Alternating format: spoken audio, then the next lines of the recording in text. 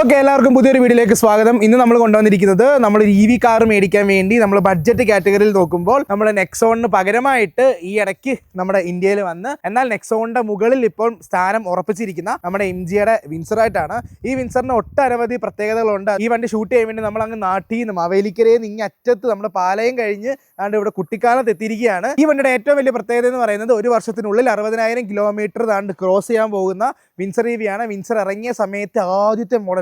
So അതിലൊരു കിഡിലൻ യൂസറിനെ ഞാൻ ഇൻസ്റ്റാഗ്രാമിൽ നിന്ന് കണ്ടുപിടിച്ച് ഞങ്ങളിപ്പോൾ കുട്ടിക്കാനത്ത് ഏതോ ഒരു സ്ഥലത്തെത്തി. ഭയങ്കര നട്ടുച്ച വെയിലായതുകൊണ്ട് തന്നെ കറക്റ്റായിട്ട് കിട്ടുന്നില്ല. ഓണർ വരൂ. നിങ്ങൾക്ക് കാണുമ്പോൾ തന്നെ അറിയാം, ബ്ലാക്ക് കളറിലെ വിൻസർ EV ഭയങ്കര ക്യൂട്ടാണ്. ഒന്നാമത്തെ കാര്യം, നമ്മൾ നല്ല രസമാണ്. ഹായ് നമസ്കാരം. വ്ളോഗിൽ ഹായ് പറഞ്ഞോളൂ. എല്ലാവർക്കും നമസ്കാരം. അതെ, ഇവിടെയാണ് ഞാൻ പറഞ്ഞിരിക്കുന്ന സ്ഥലം. ഓക്കെ, എനിക്ക് എന്റെ ആ സൈഡായിരുന്നു താല്പര്യം, കുഴപ്പമില്ല. ഓക്കെ, എങ്ങനെ പോകുന്നു EV ലൈഫ് ഒക്കെ? അടിപൊളി. നല്ലൊരു സേവിങ്സ് താല്പര്യമുള്ള ആൾക്കാർക്ക് നല്ലൊരു ഓപ്ഷനാണ് EV. ഓട്ടമുള്ളവരെ സംബന്ധിച്ചിടത്തോളം. ഓക്കെ, ഓട്ടം ഉണ്ട് പറഞ്ഞു തുടങ്ങി. അതിനു മുമ്പ് ഒന്ന് ഇൻട്രൊഡ്യൂസ് ചെയ്യൂ. ആരാണ്, പേരെന്താണ്? ഓക്കെ, ഹായ്, എല്ലാവർക്കും നമസ്കാരം. എൻ്റെ പേര് അമിത് എന്നാണ്. കോട്ടയം ഈരാറ്റുപേട്ടയാണ് സ്വദേശം. ഞാൻ ആക്ച്വലി ഒരു ഫിഷ് ഫാർമറാണ്. വെറൈറ്റി ആളെ കിട്ടിയിട്ടുണ്ട്. സാധാരണ പല ബിസിനസ്സുകാരും കിട്ടിയിട്ടുണ്ട്. എനിക്ക് കറക്റ്റ് ഫിഷ് ഫാർമറെ കിട്ടിയിട്ടുണ്ട്. മീൻ കച്ചവടം അതാണ് തൊഴിൽ. അപ്പൊ അതിന് വേണ്ടി മേടിച്ച വണ്ടിയാണ്. അതെ, അതിനോട് അനുബന്ധിച്ച് യാത്ര ചെയ്യാനായിട്ട് വാങ്ങിയ വണ്ടിയാണ്. നിങ്ങൾ ഉദ്ദേശിക്കുന്ന ടൈപ്പ് ഓഫ് ഫിഷ് ഫാർമർ അല്ല, അത് വേറെ. ഇത് നമ്മൾ സ്വന്തമായിട്ട് ഉണ്ടാക്കുന്ന ഫിഷ് ആണല്ലേ? ഇത് ബേസിക്കലി എന്താണെന്ന് വെച്ച് കഴിഞ്ഞാൽ ഫിഷിനെ നമ്മൾ തന്നെ കൾട്ടിവേറ്റ് ചെയ്ത് ഫിഷിനെ ഹോളായിട്ട് സെല്ല് ചെയ്യുന്നു. അതുപോലെ തന്നെ അതിനോട് അനുബന്ധിച്ച് അതിനെ ഫില്ലറ്റ്സ് ആക്കുന്നുണ്ട്. അതിനെ ഡീബോൺ ചെയ്ത് ഡീസ്കിൻ ചെയ്ത് അതിന്റെ ഫ്ലഷ് മാത്രമായിട്ട് പാക്ക് ചെയ്ത് ഫ്രോസൺ ചെയ്ത് വിൽക്കുന്നു. ഇത് സ്വന്തമായിട്ട് ഫാം ഒക്കെ ഉണ്ട്. നമ്മൾ വീട്ടിൽ കുറച്ച് മുമ്പ് പോയായിരുന്നു. അപ്പോൾ വീട്ടിൽ നിന്നാണ് നമ്മൾ ഇറങ്ങിയത്. എൻ്റെ വണ്ടി അവിടെ ഇട്ടിട്ട് അവിടെ നിന്ന് നമ്മൾ റൗണ്ട് അടിക്കാൻ ഇറങ്ങിയാണ്. അപ്പോൾ നിങ്ങൾ ഇപ്പോൾ കാണുന്ന പോലെ വലിയ ഫാം ഒക്കെ റെഡിയാക്കി സെറ്റപ്പ് ആക്കി വെച്ചിട്ടുണ്ട്. അപ്പോൾ അതെ. ഓക്കെ, അപ്പോൾ അതിന് വേണ്ടി ആ ഒരു കാരണത്തിന് ഓടാൻ, ബിസിനസ് പർപ്പസിന് ഓടാൻ വേണ്ടി എടുത്ത വണ്ടിയാണ്. മെയിൻലി ബിസിനസ് പർപ്പസിന്റെ ഓട്ടം കൂടിയപ്പോഴാണ് EV എന്നൊരു ചിന്ത വന്നത്. ഓക്കെ, അപ്പോൾ വീട്ടിൽ ഞാൻ നോക്കിയപ്പോൾ 2 വണ്ടി ഞാൻ കണ്ടു ഓൾറെഡി. ഒരു എർട്ടിഗ കണ്ടു, അതിൻ്റെ ഒരു കിയ സോണറ്റ് കണ്ടു, ആൻഡ് അത് കൂടാതെ ഒരു EV. ഓക്കെ, ബ്ലാക്ക് ഇഷ്ടമായതുകൊണ്ട് ബ്ലാക്ക് അങ്ങ് എടുത്താണ്. ബ്ലാക്ക് അന്ന് ആ സമയത്ത് ബ്ലാക്ക് എടുക്കാൻ ഇപ്പൊ പറയുന്നുണ്ടായിരുന്നു, ഇപ്പൊ തോന്നുന്നില്ലായിരുന്നു. എടുത്തു കഴിഞ്ഞപ്പോഴത്തേക്ക് ഒരു തെറ്റായ തീരുമാനം ആണല്ലോ എന്ന് ചിന്തിച്ചു തുടങ്ങി. ഓക്കെ, അപ്പോൾ എന്തായാലും നമ്മൾ ഇവിടെ ജസ്റ്റ് ഒന്ന് ഇൻട്രോ എടുക്കാന്ന് വിചാരിച്ചു. നമ്മൾ ഇനി കുറച്ചൊന്ന് ട്രിപ്പ് അടിക്കാൻ പോവുകയാണ്. നമ്മളിപ്പം കുട്ടിക്കാനം എത്താറായി. പാഞ്ചാലിമേടല്ലേ? പാഞ്ചാലിമേട്. യെസ്, നമ്മളിപ്പം അവിടുന്ന് ഈരാട്ടുപേട്ടയിൽ നിന്ന് ഈരാറ്റുപേട്ട രാവിലെ ഇറങ്ങിയതാണ്. ആ സ്ഥലത്ത് നിന്ന് ഇറങ്ങിയാണ്.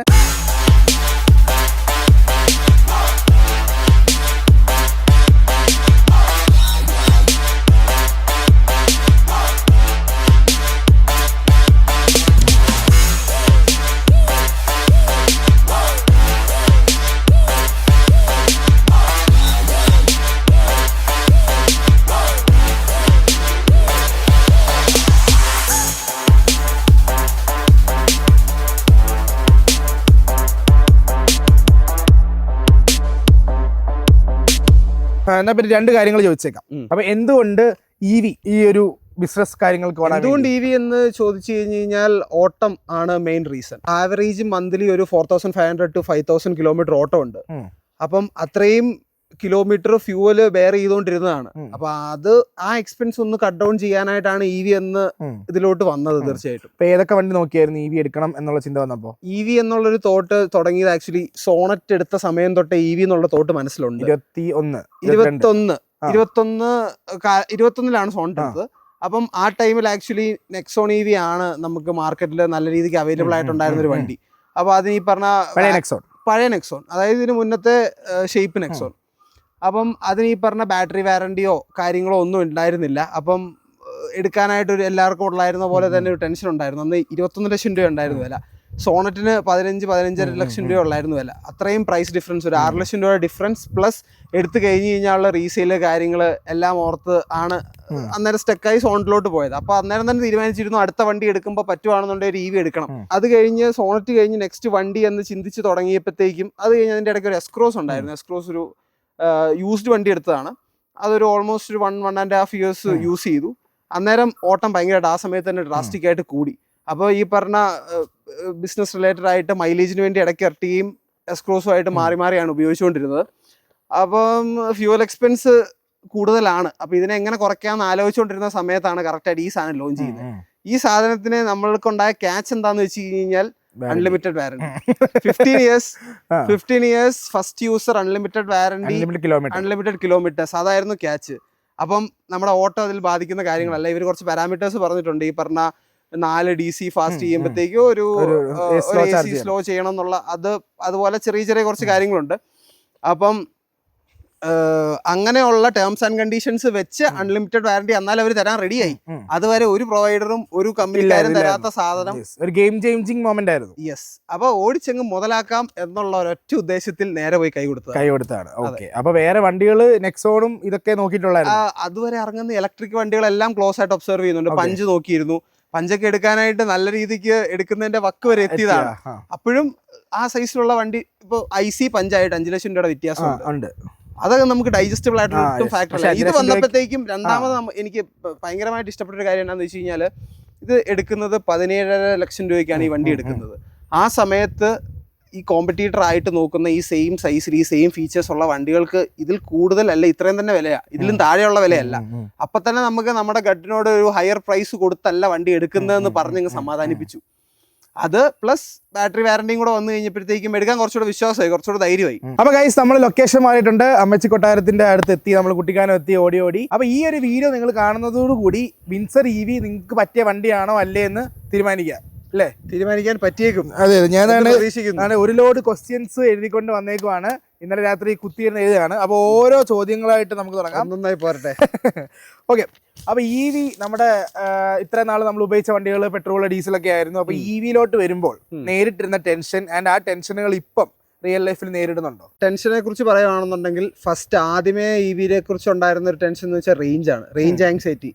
ഏതൊരു EV ഓണർ ആദ്യമേ നേരിടുന്നത് പോലെ എനിക്കും ആദ്യം ഉണ്ടായിരുന്ന ഏറ്റവും വലിയൊരു പ്രശ്നം റേഞ്ച് ആങ്സൈറ്റിയാണ്. ഇത് ആക്ച്വലി 38 കിലോവാട്ട് ബാറ്ററി പാക്ക് ഉള്ള വണ്ടിയാണ്. അപ്പം ഇതിന് പറയുന്ന റേഞ്ച് 320 കിലോമീറ്റർ ആണ് കമ്പനി പറയുന്നത്. അപ്പം 320 കിലോമീറ്റർ എന്ന് പറയുമ്പോഴത്തേക്ക് ആദ്യമൊക്കെ എനിക്ക് ഭയം ഉണ്ടായിരുന്നു, കമ്പനി പറയുന്ന റേഞ്ച് കിട്ടുമോ എന്ന് നമുക്ക് അറിയത്തില്ല, വണ്ടി ഹാൻഡ്സ് ഓൺ എക്സ്പീരിയൻസ് കിട്ടുന്നോളം വരെ. അപ്പം വീട്ടിൽ നിന്ന് എറണാകുളം പോകണമെന്നുണ്ടെങ്കിൽ ഒരു 80 കിലോമീറ്റർ ഉണ്ട്, പോയിട്ട് വരുന്നതിന് ഒരു 150 കിലോമീറ്റർ, അവിടുത്തെ അലറച്ചിലുള്ള കറക്കം കൂടെ കഴിയുമ്പോൾ ഒരു 200 കിലോമീറ്റർ കൂട്ടിക്കും. എറണാകുളം പോയിട്ട് വരണമെന്നുണ്ടെങ്കിൽ IC വണ്ടി ആയിട്ട് പോകേണ്ടി വരുമോ എന്നുള്ള ടെൻഷൻ വരെ ഉണ്ടായിരുന്നു. അത് ചാർജ് ചെയ്യാതെ തിരിച്ചു വരണമെങ്കിൽ നമുക്ക് ഇപ്പം ഫാമിലി ഒക്കെ ആയിട്ട് എല്ലാവരുമായിട്ട് പോകുമ്പോഴത്തേക്കും ചാർജ് ചെയ്തിട്ട് തിരിച്ചു വരിക എന്ന് പറയുമ്പോൾ ഇച്ചിരി മടുപ്പായിരിക്കും എന്നാണ് വിചാരിച്ചുകൊണ്ടിരുന്നത്. ഉപയോഗിച്ചു തുടങ്ങിയപ്പോൾ ഈ ചിന്താഗതികളെല്ലാം മാറിയുണ്ട്, വേറെ കാര്യം. അപ്പം ആ ഒരു ടെൻഷൻ വരെ ഉണ്ടായിരുന്നു. അതൊന്ന് ഉപയോഗിച്ച് തുടങ്ങി ഒരു 2 വീക്സ് 3 വീക്സ് കഴിഞ്ഞപ്പം അത് കുറഞ്ഞ് ഇപ്പൊ ആ റേഞ്ച് ആങ്സൈറ്റി എന്ന് പറഞ്ഞ സാധനം ഒട്ടുമില്ല. ഇപ്പം കാര്യം പറയുവാണെങ്കിൽ 30% ആകുമ്പോഴത്തേക്കും ആദ്യത്തെ ലോ ബാറ്ററി എല്ലാം വരും. അത് മൈൻഡ് പോലും ചെയ്യത്തില്ല. 20 കേൾക്കുമ്പോഴത്തേക്ക് അവിടെ പോലും 20 അറിയാം, നമുക്ക് ഇത്ര കിലോമീറ്റർ ഓടും എന്നുള്ളൊരു കാണിക്കുന്നത്, ഓടും എന്നുള്ളൊരു കോൺഫിഡൻസ് ഉണ്ട്. അപ്പം റേഞ്ച് ആങ്സൈറ്റി ഒരു ചെറിയൊരു പ്ലാനിങ് ഉണ്ടെന്നുണ്ടെങ്കിൽ അത് കംപ്ലീറ്റ്ലി നമുക്ക് എലിമിനേറ്റ് ചെയ്യാൻ പറ്റുന്ന കാര്യമാണ്. ഓരോരുത്തരുടെ ഉപയോഗം അനുസരിച്ചിരിക്കും, അതും കൂടെ ഉണ്ട്. എൻ്റെ ഒരു യൂസിൽ, എൻ്റെ ഒരു ടൈപ്പ് ഓഫ് ഉപയോഗത്തിന് ഞാൻ എന്നും ഒരു നിശ്ചിത കിലോമീറ്റർ ആണ് ഓടുന്നത്. നിശ്ചിത കിലോമീറ്റർ അല്ല, എന്നും പല റൂട്ടാണെങ്കിൽ പോലും ഒരിക്കലും ഞാൻ ഒരു 300 ക്രോസ് ചെയ്യാവുന്ന സന്ദർഭങ്ങൾ വളരെ കുറവാണ്. ലോങ് ഡിസ്റ്റൻസ് പോകുന്ന ചുരുക്കം ചില സാഹചര്യങ്ങൾ ഒഴിച്ചു വെച്ചാൽ എല്ലാം ഒരു ബിലോ 200 ആയിരിക്കും. 150 to 200 ആയിരിക്കും എനിക്ക് എൻ്റെ ഡെയിലി ഓട്ടം. അപ്പൊ അതിലൊരു ആങ്സൈറ്റി എന്ന് പറഞ്ഞ സാധനമേ ഈ ഒരു ബാറ്ററി പാക്ക് വെച്ച് ഉണ്ടാവുന്നേ ഇല്ല. അപ്പൊ ഈ ഒരു 60,000 കിലോമീറ്റർ, അതായത് 57,000 ചില്ലറ, 58,500 ആവുന്നു. ഓക്കെ, 58 ആവുന്നു. ഓക്കെ, 60,000 കിലോമീറ്റർ വിൻസർ EV ഓടിച്ചപ്പോൾ വിൻസർ EV ശരിക്കും എനിക്ക് പറ്റിയ വണ്ടിയാണോ, അല്ലെങ്കിൽ EV ലോങ് റേഞ്ചിൽ അല്ലെങ്കിൽ നമുക്ക് ലോങ് കിലോമീറ്റേഴ്സ് ഓടിക്കാൻ പറ്റിയ വണ്ടിയാണോ, EV കാറ്റഗറിയിൽ വിശ്വസിച്ച് മേടിക്കാൻ പറ്റിയ വണ്ടിയാണോ എന്നുള്ള കാര്യങ്ങളെ കുറിച്ച് എന്ത് തോന്നുന്നു? ഫ്രം ദ ലാസ്റ്റ് 60,000 കിലോമീറ്റർ, 60 ആയില്ല, നിയർ ക്ലോസ് ടു. ഒരു കാര്യം ഇടയ്ക്ക് പറഞ്ഞോട്ടെ, ഞാൻ ഈ വീഡിയോ പ്ലാൻ ചെയ്ത് നമ്മൾ ഷൂട്ട് ചെയ്യാൻ പ്ലാൻ ചെയ്ത് എത്ര കിലോമീറ്ററിലാന്ന് പറഞ്ഞു? 40 പ്ലാൻ ചെയ്തത്. 36,000 സംതിങ് കണ്ടായിരുന്നു ആദ്യ സമയത്ത്, ഇൻസ്റ്റാഗ്രാമിൽ മെസ്സേജ് സമയത്ത്. ബ്രോ എത്ര കിലോമീറ്റർ ആയി? 36,000 കിലോമീറ്റർ. ഓക്കെ, ഞാൻ അടുത്ത ആഴ്ച ഷൂട്ട് ചെയ്യാവേ. അതാണ് ആഴ്ചയിലെങ്കിലും മുന്നോട്ട് പോയി 60,000 കിലോമീറ്റർ ആവാറായി. ഓക്കെ, ഇനി പറഞ്ഞു. ഓക്കെ, അപ്പം എനിക്ക് പറ്റിയ വണ്ടിയാണോ എന്ന് ചോദിച്ചു കഴിഞ്ഞാൽ ഇതുവരെ നിലവിൽ ഇറങ്ങിയിരിക്കുന്ന EV വണ്ടികൾ കണ്ടിട്ട് എനിക്ക് റിഗ്രറ്റ് തോന്നിയിട്ടില്ല. അതെടുക്കായിരുന്നു, ദിസ് പെർഫെക്റ്റ് ചോയ്സ്. ഞാൻ പറയുന്നത് മെയിൻലി ബഡ്ജറ്റ് വൈസ് ആണ്. ബഡ്ജറ്റ് വൈസ് ഇതൊരു വളരെ എക്കണോമിക് ആയിട്ടുള്ള ഒരു വണ്ടിയാണ്. അതാണ് എന്നെ അട്രാക്ട് ചെയ്യുന്ന ഏറ്റവും വലിയൊരു ഈ വിൻസർ EVയുടെ ഒരു ഇൻട്രസ്റ്റിംഗ് ആയിട്ടുള്ള factor. First of all price. ഞാൻ എടുക്കുന്ന സമയത്ത് ഞാൻ മുമ്പേ പറഞ്ഞിരുന്നോന്ന് ഓർക്കുന്നില്ല, 17.5 ലക്ഷം രൂപയേ ഉള്ളൂ എടുത്ത സമയത്ത്. അതൊരു ഭയങ്കര അട്രാക്റ്റീവ് ആയിട്ടുള്ള കാര്യമാണ്. അത് ആ സമയത്ത് ആ പ്രൈസ് റേഞ്ചിൽ ഉണ്ടായിരുന്ന ബാക്കി വണ്ടികളെ വെച്ച് നോക്കുമ്പോഴത്തേക്കും ഫീച്ചേഴ്സ് വൈസ് ആണെങ്കിലും എല്ലാം ഫുൾ പാക്ഡ് ആണ്. സ്പേസ് വൈസ് ആണെങ്കിലും നല്ല സ്പേസ് ഉണ്ട്. 5 പേർക്ക് സുഖമായിട്ട് കംഫർട്ടബിൾ ആയിട്ട് ഇരുന്ന് യാത്ര ചെയ്യാം. ഒരു രീതിക്കുള്ള കോംപ്രമൈസോ ലെഗ് സ്പേസിലോ കാര്യങ്ങളിലോ ഒന്നുമില്ല. പക്ഷെ റൈഡ് കംഫോർട്ടിന്റെ കേസിൽ അത് നമുക്ക് കംഫർട്ടബിൾ എന്ന് പറയുമ്പോൾ ഒരു കാര്യം മാറ്റി നിർത്തിയിട്ട് പറയാം. റൈഡ് കംഫോർട്ട് ഇച്ചിരി സ്റ്റിഫർ സൈഡിലാണ് സസ്പെൻഷൻ, അതിൻ്റെതായ ബുദ്ധിമുട്ടുണ്ട്. അത് നമുക്ക് ഡീറ്റെയിൽ ആയിട്ട് പറയാം. ഈ പറഞ്ഞ രീതിക്ക് ഉള്ള ബാക്കിയുള്ള വണ്ടികൾ വെച്ച് നോക്കുമ്പോൾ ബഡ്ജറ്റ് വൈസിൽ ഇപ്പോഴും full value for money, value for മണിയാണ്. ഇതിന്റെ വില ഇപ്പൊ ഏതാണ്ട് കൂടിയിട്ടുണ്ട്. എനിക്ക് തോന്നുന്നു ഏതാണ്ട് ഈ 21 ലക്ഷം ടോപ്പ് എൻഡ്, അതായത് പ്രോ വേരിയന്റ് വരുമ്പോഴത്തേക്കും ഈ സെയിം വേരിയന്റിൽ എനിക്ക് തോന്നുന്നു 18 അതിനും വാല്യൂ ഫോർ മണിയാന്ന് ഞാൻ പറയത്തുള്ളൂ. യെസ്, ഇപ്പം നമ്മളൊരു സെപ്പറേറ്റ് വീഡിയോ ചെയ്യുന്നുണ്ട്, നിങ്ങൾ അടുത്ത വീഡിയോ കാണുമ്പോൾ നിങ്ങൾക്ക് മനസ്സിലാവും. അതായത് നമുക്ക് വാല്യൂ ഫോർ മണി എന്നുള്ളൊരു കോൺസെപ്റ്റിൽ നമ്മൾ EV എടുക്കുന്ന സമയത്ത് ഓടിച്ച് മുതലാക്കാം എന്നുള്ളൊരു തോട്ടില് നിങ്ങൾ EV എടുക്കുവാണെങ്കിൽ അതിൽ ലാസ്റ്റ് ഓപ്ഷനായിട്ട് നിങ്ങൾക്ക് വെക്കേണ്ടത്, അതായത് ബഡ്ജറ്റ് വൈസ് ലാസ്റ്റ് ഓപ്ഷനായിട്ട് വെക്കേണ്ട ഒരു വണ്ടിയാണ് വിൻസർ EV. അതിൽ വാല്യൂ ഫോർ മണി എന്നുള്ള പോയിന്റിൽ എല്ലാ ചെക്ക് ലിസ്റ്റും ടിക്കാവുന്നത് ഈ ഒരു വണ്ടിയിലായി. 38 കിലോവാട്ട് ബാറ്ററി, വീട്ടിൽ ചാർജ് ചെയ്യാൻ എത്ര മണിക്കൂർ സമയം എടുക്കുന്നുണ്ട്, ഈ കറണ്ട് ബില്ലിന്റെ വേരിയേഷൻ വണ്ടി വന്നു കഴിഞ്ഞിട്ട് ചാർജ് ചെയ്ത ശേഷം എങ്ങനെ ഉണ്ടായിരുന്നു? 38 കിലോവാട്ട് ബാറ്ററി വീട്ടിൽ യൂഷ്വലി ചാർജ് ചെയ്യുന്ന 7.5ന്റെ AC ഫാസ്റ്റ് ഉണ്ട്. അത് വെച്ചാണ് യൂഷ്വലി അത് ഇതിലൂടെ കിട്ടിയതാണോ എക്സ്ട്രാ പൈസ കൊടുത്തത്? ഇതിലൂടെ കിട്ടിയാണ്. ഈ വേരിയന്റിന്റെ കൂടെ 7.5 കിലോവാട്ട് ചാർജർ ഇൻക്ലൂഡഡ് ആണ്. ഇതിന്റെ തൊട്ട് താഴത്തെ വേരിയന്റും ഇതുമായിട്ട് 1 ലക്ഷം രൂപയുടെ വില വ്യത്യാസമുണ്ട്. അതിന് ചാർജർ ഇല്ല.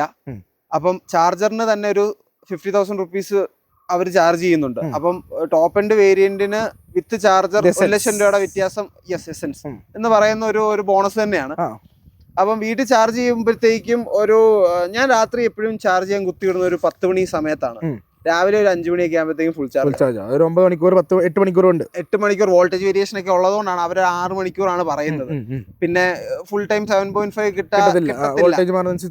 അതെ. അപ്പം ഈ പറഞ്ഞ രീതിക്ക് ഒരു രാവിലെ 5 മണി ടു രാത്രി 10 മണി എന്നുള്ള സമയത്ത് നമ്മൾ വണ്ടി എടുക്കുന്നേ സമയമല്ല. നമ്മൾ ഉറങ്ങാൻ നമ്മൾ റെസ്റ്റ് എടുക്കാൻ സമയത്ത് നമ്മൾ കുത്തിയിടുന്നു, ചാർജ് ആവും. ഇനി അല്ല 7.5 അല്ല, നമ്മൾ 3.3 നമ്മുടെ 3.3യുടെ നോർമൽ ചാർജർ ഉണ്ടല്ലോ, 15 ആംസ് കുത്തുന്നത്, അതാണെന്നുണ്ടെങ്കിൽ ഇവര് പറയുന്നത് ക്ലെയിം ചെയ്യുന്നത് ഒരു 12 to 14 hours ആണ്. അതും ഒരു 50% ഉള്ളെന്നുണ്ടെങ്കിൽ ഈ പറഞ്ഞ 10 മണിക്ക് കുത്തിയിട്ട് കഴിഞ്ഞ് കഴിഞ്ഞാൽ രാവിലെ 5 മണി ആകുമ്പോഴത്തേക്കും 100 ആവും. 5 മണി 6 മണിയൊക്കെ പരിപാടികളൊക്കെ നടക്കും, കുഴപ്പമില്ല, നടക്കും. അതെ. കറണ്ട് ബില്ലിന്റെ വേരിയേഷൻ എങ്ങനെ? കറണ്ട് ബില്ലിന്റെ വേരിയേഷൻ പറയുകയാണെന്നുണ്ടെങ്കിൽ സോളാർ ഇല്ല. അപ്പൊ കറക്റ്റ് ആയിട്ട് നമുക്ക് കറണ്ട് ബില്ലിന്റെ കാര്യം അറിയാൻ പറ്റും. അതെ, സോളാർ ഇല്ല വീട്ടില്. നിലവില് വന്നോണ്ടിരുന്ന കറണ്ട് ബില്ലിനേക്കാളും ഒരു 5000 കിലോമീറ്റർ ഓടി കഴിയുമ്പോഴത്തേക്ക് ഒരു 8000 എക്സ്ട്രാ കറണ്ട് ബില്ല് വരുന്നുണ്ട്. ശരിക്കും പറഞ്ഞാൽ 3 ഫേസ് ആണ്. ഒരു ഫേസ് തന്നെയാണ് ഇത് ചാർജ് ചെയ്യാനായിട്ട് ഉപയോഗിക്കുന്നത്. അപ്പൊ അതിന്റെ തന്നെ ബില്ല് എടുത്ത് നോക്കി കഴിഞ്ഞാൽ ഒരു ക്ലിയർ ഐഡിയ കിട്ടും.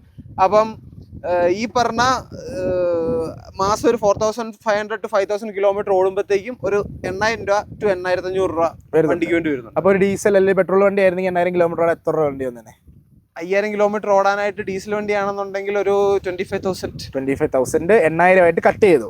ആൻഡ് പുറത്തുള്ള ചാർജിങ്ങിനകത്ത് ആഡഡ് ആണോ? അല്ല, പുറത്ത് ഞാൻ വളരെ കുറച്ച് ചാർജ് ചെയ്യാറ്. ഞാൻ ഈ 60,000 കിലോമീറ്ററിൽ എനിക്ക് തോന്നുന്നു ഒരു ലെസ് ദാൻ 20 ടൈംസ് ഞാൻ പുറത്ത്, അല്ലെ ഒരു 25 ടൈംസ് പുറത്ത് ചാർജ് ചെയ്തിട്ടുള്ളൂ. അതൊരു 10,000 രൂപ ചാർജ് ചെയ്തിട്ടുള്ളൂ. അതെ, അത്രേ ഉള്ളൂ. അത്രയും പോലും കാണുമെന്ന് എനിക്ക് തോന്നുന്നു. 10,000 രൂപയ്ക്ക് ചാർജ് ചെയ്തിട്ടുള്ളൂ.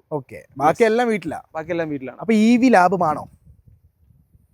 ഡിപ്പെൻസ്, ഏത് സെനാരിയോയിൽ എടുക്കുന്നു, ആരും എടുക്കുന്നു അനുസരിച്ചിരിക്കും. EV ലാഭമാണോ എന്ന് ചോദിച്ചു കഴിഞ്ഞ് കഴിഞ്ഞാൽ ഓട്ടമുള്ളവരെ സംബന്ധിച്ചിടത്തോളം ഡെയിലി റണ്ണിങ് വളരെ ലാഭകരമാണ്. ഇപ്പം എൻ്റെ കേസിൽ ഞാൻ പറഞ്ഞല്ലോ, എനിക്ക് ഈ പറഞ്ഞ രീതിക്ക് ഒരു 4500-5000 കിലോമീറ്റർ ഓട്ടം ഉണ്ട്. എന്നെ സംബന്ധിച്ചിടത്തോളം ഭയങ്കര ലാഭകരമാണ്. ഇതിന്റെ ഇതിന്റെ റീസെയിൽ വാല്യൂ എന്നുള്ള ഫാക്ടറിനെയൊക്കെ കട്ട് ഡൗൺ ചെയ്യാൻ എനിക്ക് സാധിക്കും ഒരു 4 വർഷം ഉപയോഗിച്ച് കഴിയുമ്പോഴത്തേക്കും. 4 വർഷം ഉപയോഗിക്കണ്ട, അതിന് മുന്നേ തന്നെ ഇപ്പത്തെ ഈ ഒരു കണക്കിനാണെങ്കിൽ 2 വർഷം കൊണ്ട് എന്തായാലും 1 ലക്ഷം കിലോമീറ്റർ ആവണം. അപ്പൊ ആ രീതിക്ക് പെട്രോൾ അടിക്കുന്ന ഒരു കോസ്റ്റ് വെച്ച് നോക്കുമ്പോഴത്തേക്കും ലാഭകരമാണ്. അതാണ് ഓട്ടമില്ലാത്തവരെ സംബന്ധിച്ച്. ഇപ്പൊ ലെറ്റ്സ് ഒരു മാസം 1000 കിലോമീറ്റർ ഓടിക്കുന്നുള്ളൂ, 10 കിലോമീറ്റർ മൈലേജുള്ള വണ്ടിയാണെങ്കിലും ഒരു 10,000 രൂപ ഫ്യൂൽ കോസ്റ്റ് വരുത്തുള്ളൂ. അവരെ സംബന്ധിച്ചിടത്തോളം റീസെയിൽ വാല്യൂ ഇല്ലാത്ത, എന്നാൽ അധികം സേവിങ്സ് ഉണ്ടാവത്തില്ലാത്ത ഒരു സിറ്റുവേഷനിൽ ലാഭകരമായ EV എടുക്കുന്നത് അത്ര ബുദ്ധിപരമായ ഒരു നീക്കമായിരിക്കില്ല. പക്ഷെ ഓട്ടം കൂടുന്തോറും നമ്മൾ ഫ്യൂവൽ ഇൻവെസ്റ്റ് ചെയ്യേണ്ട എമൗണ്ട് കൂടി വരും. അങ്ങനെയുള്ളവരെ സംബന്ധിച്ചിടത്തോളം പ്രോപ്പർ സേവിങ്സ് ഉണ്ടാക്കി തരുന്ന ഒരു സാധനമാണ് ഇത്. ഓക്കെ. ആൻഡ് റീസെയിൽ വാല്യൂവിനെ പറ്റിയുള്ള ടെൻഷൻ ആൻഡ് അതിനെപ്പറ്റി ചിന്തിച്ചിട്ടുണ്ടോ എന്ന് ചോദിച്ചു കഴിഞ്ഞാൽ ഇതങ്ങ് ഉപയോഗിച്ചങ്ങ് മുതലാക്കി തീർക്കാം. വരുന്ന വഴിക്ക് കോഴിക്കോട് ആക്കണമെന്നോ എന്തൊക്കെയോ പറയുന്നത് കേട്ടായിരുന്നു. അതെ, കുറച്ച് കഴിയുമ്പോഴത്തേക്ക് ഒന്നും ഇല്ലെന്നുണ്ടെങ്കിൽ ഒരു 2 ലക്ഷം കിലോമീറ്റർ നമുക്ക് ഉപയോഗിക്കാം. പിന്നെ സുഖമായിട്ട് 2 ലക്ഷം കിലോമീറ്റർ ഓടിയാൽ ഫുൾ മുതലായി. എപ്പോൾ മുതലായി ചോദിച്ചാൽ മതി.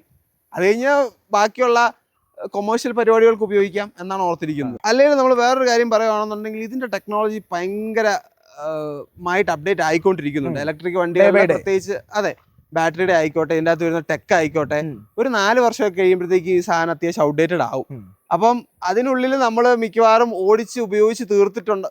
അതായത് ഒരു 4 ഇയേഴ്സിൽ ഒരു 2 lakh കിലോമീറ്റർ ഒക്കെ ഓടിച്ചിട്ടുണ്ടെന്നുണ്ടെങ്കിൽ നമുക്ക് അടുത്ത വണ്ടിയിലോട്ട് അപ്ഗ്രേഡ് ചെയ്യാറും ആവും. ഇതല്ലാത്ത കൊമേഴ്ഷ്യൽ പർപ്പസുകൾക്കായിട്ട് ഉപയോഗിക്കുകയും ചെയ്യാം. അങ്ങനെയുള്ള ആൾക്കാരെ കൊണ്ടേ സാധിക്കത്തുള്ളൂ. ഇല്ല, ഇതിന് മുമ്പ് വീട്ടിൽ ഞാൻ ചെന്ന സമയത്ത് എർട്ടിഗ കിടപ്പുണ്ടായിരുന്നു. അത് ഞാൻ ചോദിച്ചത് നല്ല ക്ലീൻ വണ്ടിയായിരുന്നു, കുഴപ്പമൊന്നുമില്ല. അപ്പൊ അതെന്താ ഇപ്പൊ ഓടിക്കാത്ത? അത് ഓടി നടക്കണ്ട, നമ്മള് മറ്റേ ഈ എന്ത് എർട്ടിഗ ആക്ച്വലി ഫുള്ളി മെയിൻറ്റൈൻഡ് ആയിട്ടാണ് വെച്ചിരിക്കുന്നത്. ഉപയോഗിക്കുന്നുണ്ട്. എത്ര ലക്ഷം? 2.5 കിലോമീറ്റർ ലക്ഷം ഓടിയ എർട്ടിഗാണ്. 265 270 അടുത്ത് ഓടിയ വണ്ടിയാണ്.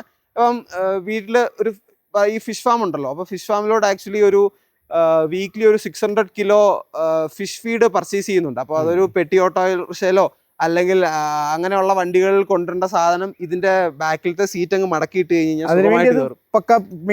പെർഫെക്റ്റ് ആണ്. അത് മാത്രമല്ല ഇപ്പം അതിന് ഇപ്പോഴും ഒരു 10-20 കിലോമീറ്റർ മൈലേജ്, 20 അല്ല ഒരു 18 കിലോമീറ്റർ മൈലേജ് ഒക്കെ ഡീസൽ ആണ്. 1.3 അതെ. അപ്പോൾ അതിനൊരു ആവറേജ് ഒരു 18 കിലോമീറ്റർ 17.5 കിലോമീറ്റർ ഒക്കെ മൈലേജും ഉണ്ട്. ഇപ്പൊ പുറത്ത് പോകാനാണെങ്കിലും അത് കൊടുത്തു കഴിഞ്ഞ് കഴിഞ്ഞാൽ വലിയ കാര്യമായിട്ടുള്ളൊന്നും കിട്ടാനില്ല. അപ്പം ഇതാകുമ്പോൾ നടക്കും ചെയ്യും. പെട്ടിയുടെ കാശ് ലാഭിക്കാം, നമുക്ക് വീട്ടിലെ ആവശ്യത്തിന് വണ്ടിയുമായി. അപ്പൊ കംഫോർട്ടിന്റെ കാര്യം നമ്മൾ പറഞ്ഞ സ്ഥിതിക്ക് ഇങ്ങോട്ട് നമ്മളിപ്പോ ഒരു വീട്ടിൽ നിന്ന് ഒരു 50 കിലോമീറ്ററിന് മുകളിൽ ഓടി ഈരാറ്റുപേട്ടയിൽ നിന്ന് നമ്മളിപ്പോ കുട്ടിക്കാനത്ത് വന്നിപ്പുണ്ട്. അപ്പൊ കുട്ടിക്കാനത്ത് വന്ന് നിൽക്കുമ്പോൾ എനിക്ക് തോന്നിയിട്ടുള്ള കുറച്ച് കാര്യങ്ങൾ, സസ്പെൻഷൻ സൈഡിൽ അത്യാവശ്യം സ്റ്റിഫ് എന്ന് പറയുമ്പോൾ ഇച്ചിരി എടുത്തിട്ട് കുലുക്കുന്ന രീതിയിലുള്ള ഒരു സംഭവം എനിക്ക് തോന്നി. പുറകെ ഇരിക്കുന്ന ആക്കും ഫ്രണ്ടിൽ ഇരിക്കുന്ന ആക്കും ഡ്രൈവറിന് അത്രത്തോളം ഫീൽ ചെയ്യുന്നില്ലെന്നാണ് എൻ്റെ ഒരു പേഴ്സണൽ ഇത്. ഞാൻ കുറച്ചൊന്ന് ഓടിച്ചായിരുന്നു. അപ്പോൾ അതിനെപ്പറ്റി എന്താണ് തോന്നുന്നത്? ആൻഡ് ലോങ് ഡ്രൈവിൽ അത് എത്രമാത്രം കംഫോർട്ടിനെ അഫക്ട് ചെയ്യും? സസ്പെൻഷന്റെ കേസ് പറയുകയാണെന്നുണ്ടെങ്കിൽ സസ്പെൻഷൻ നല്ല സ്റ്റിഫാണ്. അകത്തിരിക്കുന്നവർക്ക് അത്യാവശ്യം നല്ല രീതിക്ക് കുലുക്കം അറിയുന്നുണ്ട്. ഇപ്പം അൺഈവൻ റോഡോ പാച്ചി റോഡ്സോ ഒക്കെ ആണെന്നുണ്ടെങ്കിൽ അതിന്റെ ഇമ്പാക്ട് നല്ല രീതിക്ക് അകത്തോട്ട് വരുന്നുണ്ട്. അതൊരു ഭയങ്കരമായിട്ടുള്ള ഒരു നെഗറ്റീവ് തന്നെയാണ്. ഡ്രൈവറെ സംബന്ധിച്ചിടത്തോളം നമ്മൾ കുറച്ചും കൂടെ ടക്ഡിനായിട്ട് സ്റ്റിയറിംഗിലൊക്കെ പിടിച്ചിരിക്കുന്നതുകൊണ്ട് അത്ര ഇമ്പാക്ട് ഇല്ല. പക്ഷെ പുറകെ ഇരിക്കുന്നവർക്കൊക്കെ നല്ല ബുദ്ധിമുട്ടാണ്. മോശം റോഡാണെന്നുണ്ടെങ്കിൽ, അത് നല്ല PMBC ടാറിംഗ് ആണെന്നുണ്ടെങ്കിൽ ഒന്നും അറിയത്തില്ല. ഇപ്പൊ ലോങ് ഡ്രൈവിൽ നമ്മൾ കൂടുതലും ഹൈവേസിൽ അങ്ങനത്തെ റോഡുകളായിരിക്കുമല്ലോ. അപ്പൊ ലോങ് ഡ്രൈവിലല്ല നമ്മളെ അത് ഇറിറ്റേറ്റ് ചെയ്യുന്നത്. നമ്മൾ ഇങ്ങനത്തെ ഇപ്പൊ മോശം വഴികൾ ഇങ്ങനത്തെ വഴികളിൽ കൂടെ പോകുമ്പോഴത്തേക്കും ഭയങ്കരമായിട്ട് അറിയും. അത് നമ്മൾ മുമ്പേ ഒരു ബമ്പൊക്കെ ചാടിയില്ല, അങ്ങനെയുള്ള ബമ്പൊക്കെ അതൊരു പ്രശ്നമല്ലേ? അതൊരു പ്രശ്നമാണ്. അപ്പോൾ തന്നെ ഞാൻ പറഞ്ഞ മറ്റേ കാര്യം, ബഡ്ജറ്റിനെ പറ്റി ചിന്തിക്കുമ്പോഴത്തേക്ക് ആ പ്രശ്നങ്ങളൊക്കെ അതിൽ ഡിസോൾവ് ആയി പോകും പയ്യെ ജനറലി. കാരണം അഫോർഡബിലിറ്റി എന്നൊരു ഫാക്ടർ ഉണ്ടല്ലോ. ഇപ്പം നിങ്ങൾ ഈ പറഞ്ഞ നമ്മുടെ ഹാരി റീവി കംഫർട്ടബിൾ ആണ്. അതായത് സസ്പെൻഷൻ വൈസ് അടിപൊളിയാണ്. ഇതിന്റെ ഇരട്ടി പൈസ കൊടുക്കണം. ഇരട്ടി കൊടുത്തില്ലെങ്കിൽ ഓൾമോസ്റ്റ് ഇരട്ടി കൊടുക്കണം. 12 ലക്ഷം രൂപ കൂടുതൽ കൊടുക്കണം. അത് ആലോചിക്കുമ്പോഴത്തേക്ക് അതങ്ങ് ഞാൻ ആലോചിക്കും. ശരിയാണ്. ഓക്കെ, ഓരോരുത്തർ ഓരോന്ന് ലൈക്ക് എല്ലാം കൂടെ തികഞ്ഞൊരു വണ്ടി നമുക്ക് കിട്ടത്തില്ല. അതിപ്പോ ഏത് വണ്ടിയാണെങ്കിലും എന്തെങ്കിലും ഒന്ന് കട്ട് ഓഫ് ചെയ്യണം, എന്തെങ്കിലും ഒരു സാധനം ബോണസ് ആയിട്ട് കിട്ടണം. ഹാരി റീവി പറ്റി പറഞ്ഞപ്പോഴാ ടയർ ലൈഫിനെ പറ്റി ചോദിക്കുക. Tyre life interesting. Okay, 60,000 kilometre ഓടി ടയർ എന്തായാലും മാറ്റി കാണുമെന്നാണ് എന്റെ പ്രതീക്ഷ. എത്ര കിലോമീറ്ററിൽ മാറ്റി, എത്ര ലൈഫ് കിട്ടി, ആൻഡ് ടയർ മാറ്റിയപ്പോ എത്ര കോസ്റ്റ് ആയി? ഇപ്പം ആക്ച്വലി നിലവില് ടയർ മാറ്റിയിട്ടൊരു 10,000 കിലോമീറ്ററിന് മുകളിൽ ഞാൻ ഓടിച്ചു. ഞാൻ വണ്ടി ഇപ്പൊ 58 ആയല്ലോ, നിയർലി 58 ആയി. 44-ൽ 4 ടയർ മാറ്റിയതാണ്. 44-ൽ തീർന്നിട്ടാണോ മാറ്റിയത്? തീർന്നിട്ട് മാറ്റിയതല്ല. ആക്ച്വലി ഞാനൊരു 30,000 ആയപ്പോഴത്തേക്കും ടയർ ലൈഫ് നോക്കിയപ്പോഴത്തേക്കും ഒരു ഓൾമോസ്റ്റ് ഒരു പകുതിയായ ഫീലാണ് തോന്നിയത്. അത് കഴിഞ്ഞിട്ട് അങ്ങ് ഭയങ്കരമായിട്ട് വെട്ടിത്തേഞ്ഞു. അതായത് ടയറിന്റെ രണ്ട് സൈഡിലെ ത്രെഡുകളും ആദ്യമേ ഔട്ട് സൈഡ് നല്ല രീതിക്ക് തേഞ്ഞു. അത് കഴിഞ്ഞപ്പോ ഇൻസൈഡ് ഔട്ട് റൊട്ടേറ്റ് ചെയ്തു. അപ്പൊ വീണ്ടും ഔട്ട് സൈഡ് തന്നെ പിന്നെയും തേഞ്ഞു. പക്ഷെ നടുക്ക് നല്ല രീതിക്ക് ത്രെഡ് ഉണ്ടായിരുന്നു. കമ്പനി പറഞ്ഞ ഒരു 35 PSI ആണ് ടയർ പ്രഷർ എപ്പോഴും മെയിൻറ്റെയിൻ ചെയ്തുകൊണ്ടിരുന്നത്. അപ്പം ഈ 35 PSI ആയതുകൊണ്ട് തന്നെ ഇതിന്റെ അകത്തെ കുറച്ച് അകത്തോട്ട്, ടയറിന്റെ അകത്തെ ഭാഗം കുറച്ച് തള്ളി അകത്തോട്ടും പുറത്തെ ഭാഗം ഇച്ചിരി ബൾജ് ചെയ്ത് നിൽക്കുന്നത് കൊണ്ടുമാണ് അങ്ങനെ തേഞ്ഞെന്ന് തോന്നുന്നു. ഇതിപ്പം ഈ ടയറിൽ 40 ആണ് അടിച്ചിരിക്കുന്നത്. ഇതും കൂടെ ഒന്ന് മാറ്റുന്നോടം വരെ ഉപയോഗിച്ച് കഴിയുമ്പോഴത്തേക്കും കറക്റ്റ് മനസ്സിലാവും. എത്ര കമ്പനി 35 ആണ് പറയുന്നത്. 35 ഒരു 5 പൗണ്ട് കൂടുതലൊക്കെ അടിച്ചിട്ടുണ്ട്. പ്രശ്നമാണോ? വലിയ പ്രശ്നമില്ല. കുറച്ചുകൂടെ ആ ബംബിനെസ്സിനെ ഒന്നുകൂടെ ഒന്ന് എൻഹാൻസ് ചെയ്യും. പക്ഷെ 5 വരെ വലിയ കുഴപ്പമില്ല. ഞാൻ 45 അടിച്ചു നോക്കിയായിരുന്നു. അത് നല്ലൊരു ചാട്ടമാണ്. 40 വലിയ പ്രശ്നമില്ല. ഇത് 18 ഇഞ്ചിന്റെ ടയറാ. 18 ഇഞ്ചിന്റെ ടയറിന് എത്ര വരുന്നുണ്ട്? ഒരു ടയറിന് കമ്പനി വന്ന് സിഎറ്റ് സെക്യുലർ ഡ്രൈവ് എന്ന് പറഞ്ഞൊരു ടയറാണ്. ആ ടയർ തന്നെയാണ് മേടിച്ചിട്ടിരിക്കുന്നത്. അതായത് ഇലക്ട്രിക് സ്പെക്ക് നമ്മൾ ഈ പുതിയ മോഡൽ വണ്ടികൾക്ക് വരുന്ന മോഡൽ അല്ല ഇതിന് വരുന്നത്, നോർമൽ ടയർ തന്നെ. ഇതിന് അതെ നോർമൽ ടയർ തന്നെ. ബൈ ഡിഫോൾട്ട് ഷോറൂമിൽ നിന്ന് വന്നത് ആ ടയറാണ്. ചില വണ്ടികൾക്ക് ഗുഡിയർ വരുന്നുണ്ട്. ഇതിന് വന്നത് സിഎറ്റ് സെക്യുലർ ഡ്രൈവ് ആണ്. ആ ടയറിന് ഞാൻ പുതിയത് മേടിച്ച് പെർ ടയർ 7200 രൂപ. 18 ഇഞ്ചിന്റെ അത്യാവശ്യം കുഴപ്പമില്ലാത്തൊരു പ്രൊഫൈൽ. എത്ര പ്രൊഫൈൽ എടുക്കുന്നത്? 18 ഇഞ്ചിന്റെ 55/18. ഓക്കെ 215/55. അത് വലിയ വൈഡും അല്ല എന്നാൽ അത്യാവശ്യം സൈസ് ഉള്ള ഒരു ടയർ. അതെ അതെ. പക്ഷെ 7,200 ലാഭമല്ലേ? ഭയങ്കര ലാഭം. അപ്പൊ 4 ടയർ മാറ്റിയാലും 50,000 വീട്ടിലെ 2.25 ലക്ഷം കിലോമീറ്റർ ഓടിയ എർട്ടിഗയുടെ ടയറിനുണ്ട് 6,000 രൂപ. 6,000 രൂപ. അത് ഡിപ്പെൻസ് ഓൺ ദ ബ്രാൻഡ് ആട്ടോ. അത് ഇട്ടിരിക്കുന്ന വേറൊരു ബ്രാൻഡിന്റെ ആണ്. അതുകൊണ്ടാണ് അത് 15 ഇഞ്ചേ ഉള്ളൂ. 15 ഇഞ്ചേ ഉള്ളൂ. ഓക്കെ. അത് വെച്ച് നോക്കുമ്പോഴത്തേക്കും ഏതൊക്കെ രീതിയിൽ നമുക്ക് സേവ് ചെയ്യാൻ പറ്റുന്നുണ്ടോ അതൊക്കെ സേവ് ചെയ്യാൻ പറ്റുന്നുണ്ട്. സേവിങ്ങിന്റെ കാര്യത്തിൽ വരുമ്പോൾ നമ്മൾ EV എടുക്കുമ്പോൾ നമ്മൾ ഏറ്റവും കൂടുതൽ ചിന്തിക്കുന്ന കാര്യം നമുക്ക് ചാർജിങ് എക്സ്പെൻസ് കുറയ്ക്കാം ആൻഡ് റണ്ണിങ് കോസ്റ്റ് കുറയ്ക്കാം. പക്ഷെ നമ്മൾ പെടാൻ പോകുന്നത് ആൻഡ് സർവീസ് കോസ്റ്റിലായിരിക്കും. ആൻഡ് ഇതിന്റെ service experience and service cost. MGയുടെ സർവീസ് എക്സ്പീരിയൻസ് പറയൂ, എങ്ങനെയുണ്ട്? ഞാൻ ഇതുവരെ 1000, 5000, 15,000 ഈ 3 ഫ്രീ സർവീസ് ആയിരുന്നു. ഫ്രീ സർവീസ് എന്ന് വെച്ചാൽ ലേബർ ഫ്രീ ആയിരുന്നു. അതുകൂടാതെ 30 ചെയ്തു, 45 ചെയ്തു, 60 ആവാറായി. അടുത്ത 60ലാണ്. 15,000 കിലോമീറ്റർ ആണ് എന്റെ സർവീസ് ഇന്റർവൽ. അതൊരു പ്ലസ് പോയിന്റ് ആണ്. ഞാൻ ഇതിനു മുന്നേ ഉപയോഗിച്ച പല വണ്ടികളും 10,000 ആണ്. 15,000 ആയിക്കോട്ടെ, കിയ ആയിക്കോട്ടെ, ടാറ്റ 7,500, ഫോക്സ്വാഗൺ എനിക്ക് തോന്നുന്നു 15,000 തോന്നുന്നു. പക്ഷെ ഒരുമാതിരിപ്പെട്ട സാധനങ്ങളെല്ലാം 10,000-ലാണ് പറയുന്നത്. ഇതിന് അതുപോലെ തന്നെ 15,000 ആണ്. പക്ഷെ MGയുടെ എല്ലാ വണ്ടികളും അല്ല കേട്ടോ. ZCV എൻ്റെ ഒരു സുഹൃത്തിന് ZCV ഉണ്ട്. അതിന് 10,000 ആണ് സർവീസ്. ഇതിലോട്ട് വന്നപ്പോഴാണ് 15 ആയത്. അപ്പൊ അതൊരു ബെനിഫിറ്റ് ആണ്. 15 ചെയ്താൽ മതി. പിന്നെ കമ്മിങ് ടു സർവീസ് കോസ്റ്റ്, ആദ്യത്തെ 3 സർവീസ് ലേബർ ഫ്രീ ആയിരുന്നുകൊണ്ട് വളരെ ചെറിയ എമൗണ്ടേ വന്നുള്ളൂ. 200-300. ഫസ്റ്റും സെക്കൻഡ് 200-300 ഒക്കെ വന്നിട്ടുള്ളൂ. തേർഡ് സർവീസ് വന്നപ്പോഴത്തേക്ക് എനിക്ക് 2,000 രൂപ അടുത്ത് വന്നിട്ടുണ്ട്. AC ഫിൽറ്ററും അലൈൻമെന്റും വന്നു. അപ്പൊ AC ഫിൽറ്ററിന് എന്തോ 800 രൂപ എന്തോ ആണ് വരുന്നത്. അലൈൻമെന്റും കൂടെ കൂടിയാണ് ഓൾമോസ്റ്റ് 1,900 1,800 അങ്ങനെ എന്തോ വന്നു. 30,000 സർവീസ് വന്നപ്പോഴത്തേക്ക് എനിക്ക് നിയർലി 6,000 വന്നു. 5,000 സംതിങ്, 5,800 5,600 അങ്ങനെ ഒരു എമൗണ്ട് വന്നു. അതിൽ വന്നപ്പോഴത്തേക്കും അവർ പറഞ്ഞത് അതൊരു മേജർ അല്ല, എന്നാലും ഒരു അത്യാവശ്യം സാധനങ്ങൾ മാറുന്ന ഒരു സർവീസ് ആണെന്നാണ് പറഞ്ഞത്. അതായത് ട്രാക്സ് ഓയിൽ മാറിയിട്ടുണ്ട്. പിന്നെ അതിന്റെ അകത്ത് ഈ പറഞ്ഞ രീതിക്കുള്ള AC ഫിൽറ്റർ, ഗിയർ ഓയിൽ, അതെ അതിന്റെ ടെക്നിക്കൽ നെയിം ആയിരുന്നു ട്രാക്സ് ഓയിൽ. ഗിയർ ഓയിൽ ആണ്. ഗിയർ ഓയിൽ എന്ന് വെച്ച് കഴിഞ്ഞാൽ ഇതിന്റെ അകത്തെ ആ ഡിഫറൻഷ്യൽ ഓയിൽ ആണ്. മോട്ടോർ ഓയിലും ഗിയർ ഓയിലും രണ്ടല്ലേ? രണ്ടും രണ്ടാണ്. അപ്പൊ മോട്ടോർ ഓയിൽ മാറുന്നുണ്ട്? 30 മാറുന്നില്ല. അത് മാറുന്നില്ല.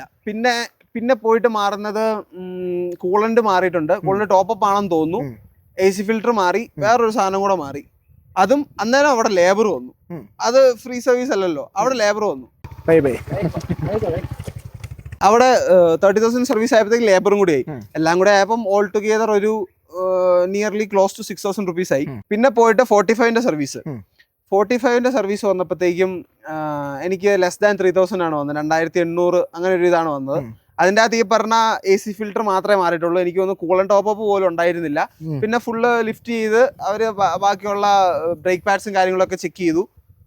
അങ്ങനത്തെ അവരുടെ ഒരു ജനറൽ ചെക്കപ്പ് ഉണ്ട്. ബ്രേക്ക് പാഡ് മാറ്റിയിട്ടില്ല. 60,000 കിലോമീറ്റർ മാറ്റിയിട്ടില്ല. അപ്പൊ EVക്ക് ബ്രേക്ക് പാഡ് പൊതുവെ മാറത്തില്ല എന്നുള്ളത് സത്യമാണ്. അത് കാര്യം എന്താണെന്ന് വെച്ച് കഴിഞ്ഞാൽ റീജനറേഷൻ ഉണ്ടല്ലോ. ഞാൻ കൂടുതലും ഹൈയിലിട്ടാണ് ഓടിക്കുന്നത്.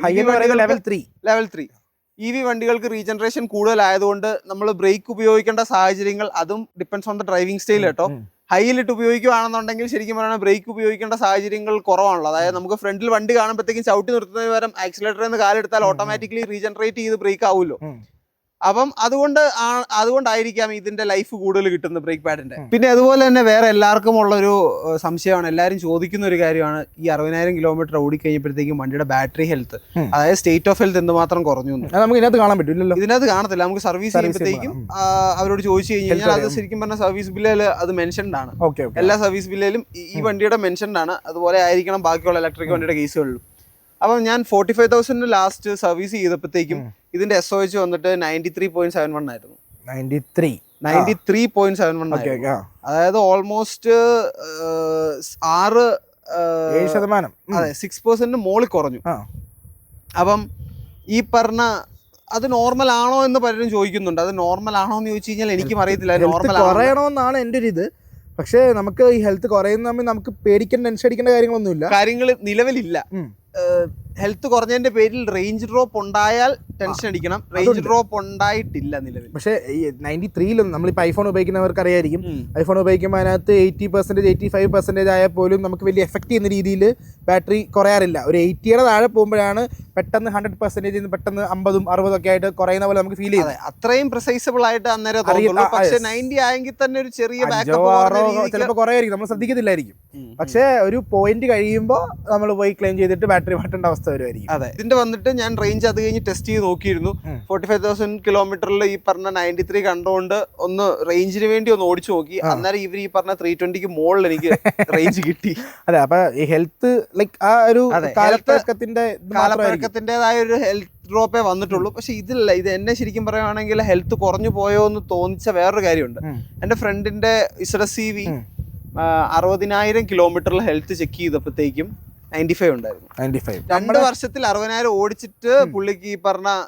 പക്ഷെ ഒരു വർഷത്തിൽ 60,000 ആണോ 2 വർഷത്തിൽ 60,000 ആണോ വണ്ടിക്ക് സ്ട്രെസ് കൂടുതൽ? തീർച്ചയായിട്ടും ഒരു വർഷത്തിലല്ലേ ഒരു 60,000. ഞാൻ 45-ലാണ്. ഞാൻ എനിക്ക് 93 60-ലല്ല 40, കുറച്ച് മാസം മുമ്പ്. അല്ല, ഞാൻ ആക്ച്വലി 30 ചെക്ക് ചെയ്തു. 30 ചെക്ക് ചെയ്തപ്പോഴത്തേക്കും 94 പോയിന്റ് ആയിരുന്നു. അപ്പം ഞാൻ ആ 30-ല് ചെക്ക് ചെയ്തപ്പോൾ 94 കണ്ടപ്പോഴത്തേക്കുമാണ് ശരിക്കും പറയണ ആദ്യമേ ഒന്ന് ചെറുതായി ടെൻഷൻ അടിച്ചത്. ഈശ്വര, ഇത് സാധനം താഴോട്ടാണല്ലോ. 30,000 ഞാൻ വെറും 6 മാസത്തിൽ താഴെ എന്തോ ഓടിച്ചു. അതെ, 6 മാസത്തിൽ താഴെ ഞാൻ 30,000 ഓടിച്ചു. അന്നേരം 6 മാസം കൊണ്ട് ഇത്രയും ഡ്രോപ്പ് വന്നല്ലോ എന്ന് ഓർത്തു. അപ്പോൾ ഇനി നമ്മളിപ്പോൾ ബാക്ക് സൈഡിലാണല്ലോ നിൽക്കുന്നത്. ഇപ്പൊ നിങ്ങൾ ബാക്ക് സൈഡ്, എനിക്ക് പേഴ്സണലി വണ്ടി അത്ര ഇഷ്ടമുള്ള ഒരു വണ്ടി അല്ലായിരുന്നു. പക്ഷെ ബ്ലാക്കിൽ ടിൻറ്റൊക്കെ അടിച്ചപ്പോഴത്തേക്ക് വണ്ടി ഒരു വേറെ ലുക്കിലോട്ട് പോയി. വേറെ ഒന്നും എക്സ്ട്രാ ഫിറ്റിംഗ്സ് ആയിട്ടൊന്നും ചെയ്തിട്ടില്ല. No extra company, no accessories, ഒരു ആക്സസറീസ് ഒന്നുമില്ല. എല്ലാം സ്റ്റോക്ക് തന്നെ. Full stock. ആകെ ചെയ്തേക്കുന്നത് ഗ്ലാസ് ഒന്ന് ലുക്ക് മാറ്റി കുറച്ചൊരു പോയിന്റ്. യെസ്, ആൻഡ് ഇതിന്റെ ലുക്കിനെ പറ്റി പറയൂ. ആൾക്കാരുടെ സമയത്ത് ഈ വണ്ടിയുടെ ലുക്ക് ഇങ്ങനെ പറഞ്ഞു, അങ്ങനെയാണ് ഇത് എന്തോന്നുള്ള രീതിക്കാണ് ആൾക്കാർ നോക്കി നിൽക്കുന്നത്. ഫ്രണ്ടിൽ നിന്നൊക്കെ വരുമ്പോഴത്തേക്ക് ഇത് ഫ്രണ്ട് ആണോ ബാക്ക് ആണോ ഇറങ്ങിയ സമയത്ത് ബാക്കി എന്തിയെന്നൊക്കെയാണ് ചോദിക്കുന്നത്. അങ്ങനെയുള്ളൊരു റിയാക്ഷൻ ആയിരുന്നു തുടക്കത്തിൽ. എനിക്കും പേഴ്സണലി ഇതിന്റെ ലുക്ക് വൈസ് ഒട്ടും താല്പര്യമില്ലായിരുന്നു. പിന്നെ നേരത്തെ പറഞ്ഞ ആ ബഡ്ജറ്റ് ഫാക്ടറാണ് ടെംപ്റ്റ് ചെയ്ത് മേടിപ്പിച്ചത്. പക്ഷെ ഇപ്പം യൂസ്ഡ് ആയി. ഇപ്പൊ കണ്ട് വേറെ ഓപ്ഷൻ ഇല്ലാത്തോണ്ടായിരിക്കും, എന്തായാലും മേടിച്ചു പോയി ഉപയോഗിക്കണമല്ലോ എന്ന് ഓർത്തിട്ടായിരിക്കും ഇപ്പൊ അഡ്ജസ്റ്റഡ് ആയി. ഇപ്പൊ അതുകൊണ്ട് ലുക്ക് ഞാനിപ്പോ അങ്ങനെ ഓക്കെ മോശമാണല്ലോ എന്നുള്ള ആ ഒരു. പക്ഷെ അത്ര ബ്ലാക്കിനകത്ത് ബാക്കിയുള്ള കളർ എനിക്കതില്ല. ചില ഗോൾഡ് കളർ അങ്ങനത്തെ ഒക്കെ ഉണ്ട്, വലിയ സുഖമില്ലാത്ത കളറൊക്കെ ഉണ്ട്. പക്ഷെ ബ്ലാക്കും വൈറ്റും അത്യാവശ്യം കുഴപ്പമില്ല, ഇപ്പൊ തെറ്റില്ല. മേടിച്ചതിനേക്കാളും ഫാർ ഇപ്പൊ അങ്ങനെയാണ്. ഇപ്പൊ കോമറ്റ് ആദ്യം കണ്ട സമയത്ത് നമുക്ക് അയ്യേ എന്നുള്ള സാധനമായിരുന്നു, ലോട്ടോ വൈബായിരുന്നു. പക്ഷെ കുറച്ച് കഴിഞ്ഞപ്പോ ഇപ്പം ആൾക്കാർ അടിയാ കോമറ്റിന് വേണ്ടി, സിറ്റി യൂസിന് വേണ്ടി. അപ്പൊ ഇപ്പൊ കോമറ്റ് ഒരു വ്യത്യസ്തമായ ഡിസൈൻ അല്ലേ, ഒരു രസമുള്ള ഡിസൈൻ ആണ്. അത് ഒരു വേറൊരു ടൈപ്പ് ഓഫ് ഓഡിയൻസ് ഇഷ്ടപ്പെടും. എനിക്ക് പേഴ്സണലി ശരിക്കും പറഞ്ഞാൽ ഇഷ്ടമാണ്. ഇപ്പൊ എനിക്കും ഇഷ്ടമാണ് പേഴ്സണലി. കാരണം ഒറ്റയ്ക്കൊക്കെ പോകുമ്പോൾ ചില ഈ സ്കൂട്ടറിന് പകരം ബൈക്കിന് പകരമൊക്കെ എടുത്തോണ്ട് പോകാൻ 10 ലക്ഷം രൂപ അതാലോചിക്കുമ്പോഴാണ് ഒരു വിഷമം. അപ്പൊ നമ്മുടെ വിൻസറിൽ കിട്ടിയേക്കുന്ന maximum range and minimum range, അതിന്റെ ഈ റേഞ്ച് കുറയാനുള്ള കാരണങ്ങൾ, അതിന്റെ ഓടിച്ച ടെറൈൻ, ഹൈവേസ്, സിറ്റി, ഇതൊക്കെ പറയും. മിനിമം റേഞ്ച് എന്ന് പറഞ്ഞു കഴിഞ്ഞാണല്ലോ, റേഞ്ച് നമുക്ക് എത്ര വേണേ താത്താം. നമ്മള് ഫ്ലോർ ചെയ്ത് ഓടിച്ചു കഴിഞ്ഞാൽ ഇവർ ഈ പറയുന്ന 320 എന്നുള്ളത് നമുക്ക് 150 തീർക്കാം. നമ്മൾ സ്പോർട്സിലൊക്കെ ഇട്ട് അലക്കി ഓടിച്ചു കഴിഞ്ഞാൽ അത്രയും ഡ്രോപ്പ് ഈസി ആയിട്ട് വരും. അത് നമ്മൾ അത്യാവശ്യം ലീനിയർ ആയിട്ട് കാല് കൊടുത്ത് ഇച്ചിരി ജെന്റിലായിട്ട് ഓടിച്ചു കഴിഞ്ഞാൽ ഇത് 320 തരും. അതാണ് ഈ പറഞ്ഞ 320 തരും. അവർ ക്ലെയിം ചെയ്ത് 320. കാരണം എനിക്ക് ഈ പറഞ്ഞ 320 കിട്ടിയിട്ടുണ്ട്, അതിന് മുകളിൽ കിട്ടിയിട്ടുണ്ട്. ഞാൻ പറഞ്ഞില്ലേ, റേഞ്ച് ടെസ്റ്റ് 93.7 ആയി കഴിഞ്ഞപ്പോഴാണ് ഞാൻ പ്രോപ്പർ റേഞ്ച് ടെസ്റ്റ് നടത്തുന്നത്. അന്നേരം എബോവ് 320 കിട്ടി. അങ്ങനെ ഒരു സെനാരിയോ ഉണ്ടായിട്ടുണ്ട്.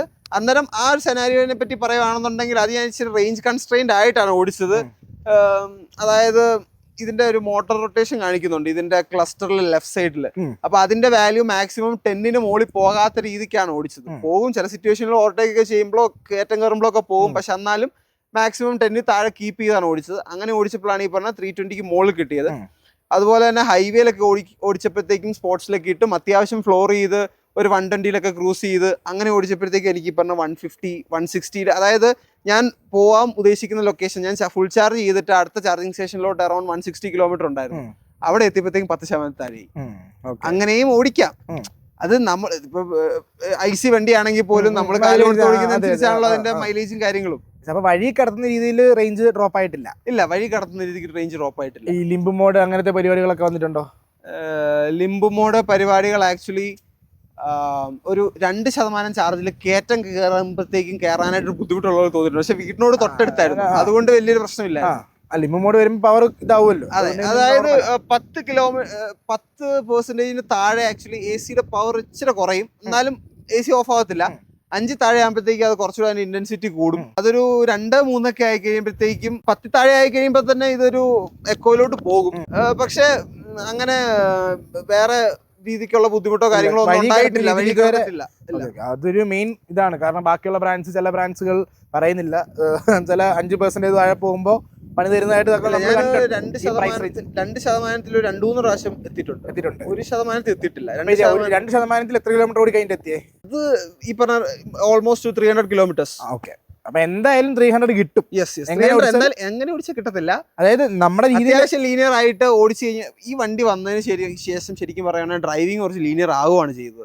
നേരത്തെ ഹാർഷായിട്ട് ഓടിച്ചുകൊണ്ടിരുന്നത് ഞാൻ ഓരോരുത്തർക്കും ഓരോ രീതിയിലായിരിക്കും. എന്റെ കേസിൽ കുറച്ചുകൂടെ ഹെവി ഫൂട്ടറായിട്ട് ഓടിച്ചുകൊണ്ടിരുന്നതാണ് ഞാൻ. ഇത് വന്നു കഴിയുമ്പോഴത്തേക്കും ഓക്കെ, എനിക്ക് എല്ലാ തവണയും അത്യാവശ്യം റേഞ്ച് വേണം എന്നുള്ളൊരു തോട്ട് എങ്ങനെയും എന്റെ മനസ്സിൽ കയറി. അപ്പൊ ഞാനിപ്പം എല്ലാ ദിവസവും ഫുൾ ചാർജ് 100 ആയി കഴിയുമ്പോഴത്തേക്കും ട്രിപ്പ് 0 ആക്കും. ട്രിപ്പ് 0 ആയി കഴിയുമ്പോഴത്തേക്കും നമ്മൾ ഓടിയ കിലോമീറ്ററും മിച്ചമുള്ള റേഞ്ച് കാണാമല്ലോ. അപ്പൊ അത് തമ്മിൽ കാൽക്കുലേറ്റ് ചെയ്യുമ്പോൾ 300 വരുന്ന രീതിക്ക് ഓട്ടോമാറ്റിക്കലി ഡ്രൈവിംഗ് സ്റ്റൈൽ അങ്ങ് മാറി. അപ്പൊ നമ്മൾ വിൻസറിന്റെ അകത്ത് കയറിയിരിക്കുകയാണ്. വിൻസറിന്റെ അകത്ത് കയറുമ്പോൾ നമുക്ക് അസ് യൂഷ്വൽ കാണാൻ സാധിക്കുന്നത് വലിയൊരു 15 ഇഞ്ചിന്റെ ഒരു വലിയൊരു ഡിസ്പ്ലേ ഉണ്ട്. ആ ഡിസ്പ്ലേക്കകത്താണ് എല്ലാവിധ സാധനങ്ങളും ഇരിക്കുന്നത് എന്നാണ് പറയാൻ. AC, ലൈറ്റ്, റീജനറേഷൻ, പവർ, എല്ലാ സാധനങ്ങളും ഇതിന്റെ ആക്ച്വലി. പക്ഷേ ഇതിന്റെ അകത്ത് ചില സാധനങ്ങൾക്കൊക്കെ അവര് മാനുവൽ സാധനങ്ങളും കൊടുത്തിട്ടുണ്ട്. ഇതിന്റെ അകത്ത് ബേസിക് ആയിട്ട് ഹെഡ്ലൈറ്റ് ഓൺ ആക്കുന്നത് വരെ സ്ക്രീനിൽ തന്നെയാണ്. AC-ക്ക് ഒരു ഫിസിക്കൽ സാധനം കൊടുത്തിട്ടുണ്ട്. ശരിക്കും പ്രഥമ ദൃഷ്ടിയിൽ കാണുന്ന ഒരു ഫിസിക്കൽ സാധനം AC മാത്രമാണ്. പിന്നെ IRVM അഡ്ജസ്റ്റ് ചെയ്യുന്നത് ഇൻഫോർടൈൻമെന്റിലാണ്. പ്ലസ് അവർ വേറെ അഡ്ജസ്റ്റ്മെന്റ് കൊടുത്തിട്ടുണ്ട്. ഇവിടെ നമ്മൾ ഡബിൾ ടാപ്പ് ചെയ്ത് കഴിഞ്ഞ് കഴിഞ്ഞാൽ ആദ്യമേ ലെഫ്റ്റ് IRVM വരും. ഒന്നുകൂടെ ടാപ്പ് ചെയ്ത് കഴിഞ്ഞാൽ നമുക്ക് AC അഡ്ജസ്റ്റ് ചെയ്യാം. ഇതിൽ തന്നെ ട്രിപ്പിൾ ടാപ്പിൽ റൈറ്റ് മിററിലോട്ട് പോകും. പിന്നെ അതുപോലെ തന്നെ സ്പോർട്സ് മോഡ്, റീജൻ മാറ്റുന്നതെല്ലാം റീജൻ നമുക്ക് സ്ക്രീനിൽ മാത്രമേ മാറ്റാൻ പറ്റത്തുള്ളൂ. ഇപ്പം ഹെവി, ലൈറ്റ്, നോർമൽ ഒക്കെ ഇടണമെന്നുണ്ടെങ്കിൽ അത് സ്ക്രീനും ഓപ്ഷൻ ഉള്ളൂ. നമുക്ക് ഇവിടെ ഒരു സ്റ്റാർ ബട്ടൺ ഉണ്ട്. ആ സ്റ്റാർ ബട്ടണിൽ നമുക്ക് കുറച്ച് ഫംഗ്ഷൻസ് ഉണ്ട്. ആ ഫംഗ്ഷൻസിൽ ഏത് വേണമെങ്കിലും നമുക്ക് എനേബിൾ ചെയ്യാൻ സാധിക്കും. ഇതിൽ മ്യൂട്ട്, ഐക്കോള്, vehicle settings, SRS, drive mode, 360 camera, ഇത്രയും സാധനങ്ങളിൽ ഏതെങ്കിലും ഒരു സാധനം നമുക്ക് സ്റ്റാറിൽ എനേബിൾ ചെയ്യാൻ പറ്റും. ഓക്കെ, അത് നമ്മളെ പർപ്പസ് അനുസരിച്ച് മാറ്റാം. ഓക്കെ, എനിക്ക് സ്റ്റിയറിംഗ് ഭയങ്കര ഇഷ്ടപ്പെട്ടു. സ്റ്റിയറിംഗ് ഭയങ്കര ലൈറ്റ് സ്റ്റിയറിംഗ്, ഇങ്ങനെ പൂ പോലെ ഇരിക്കുന്ന സ്റ്റിയറിംഗ് കൊള്ളാം. എക്സ്റ്റീരിയറിൽ 10-ൽ 5 മാർക്ക് കൊടുത്തു കഴിഞ്ഞാൽ ഇന്റീരിയറിൽ ഞാൻ 10-11 മാർക്ക് കൊടുക്കും.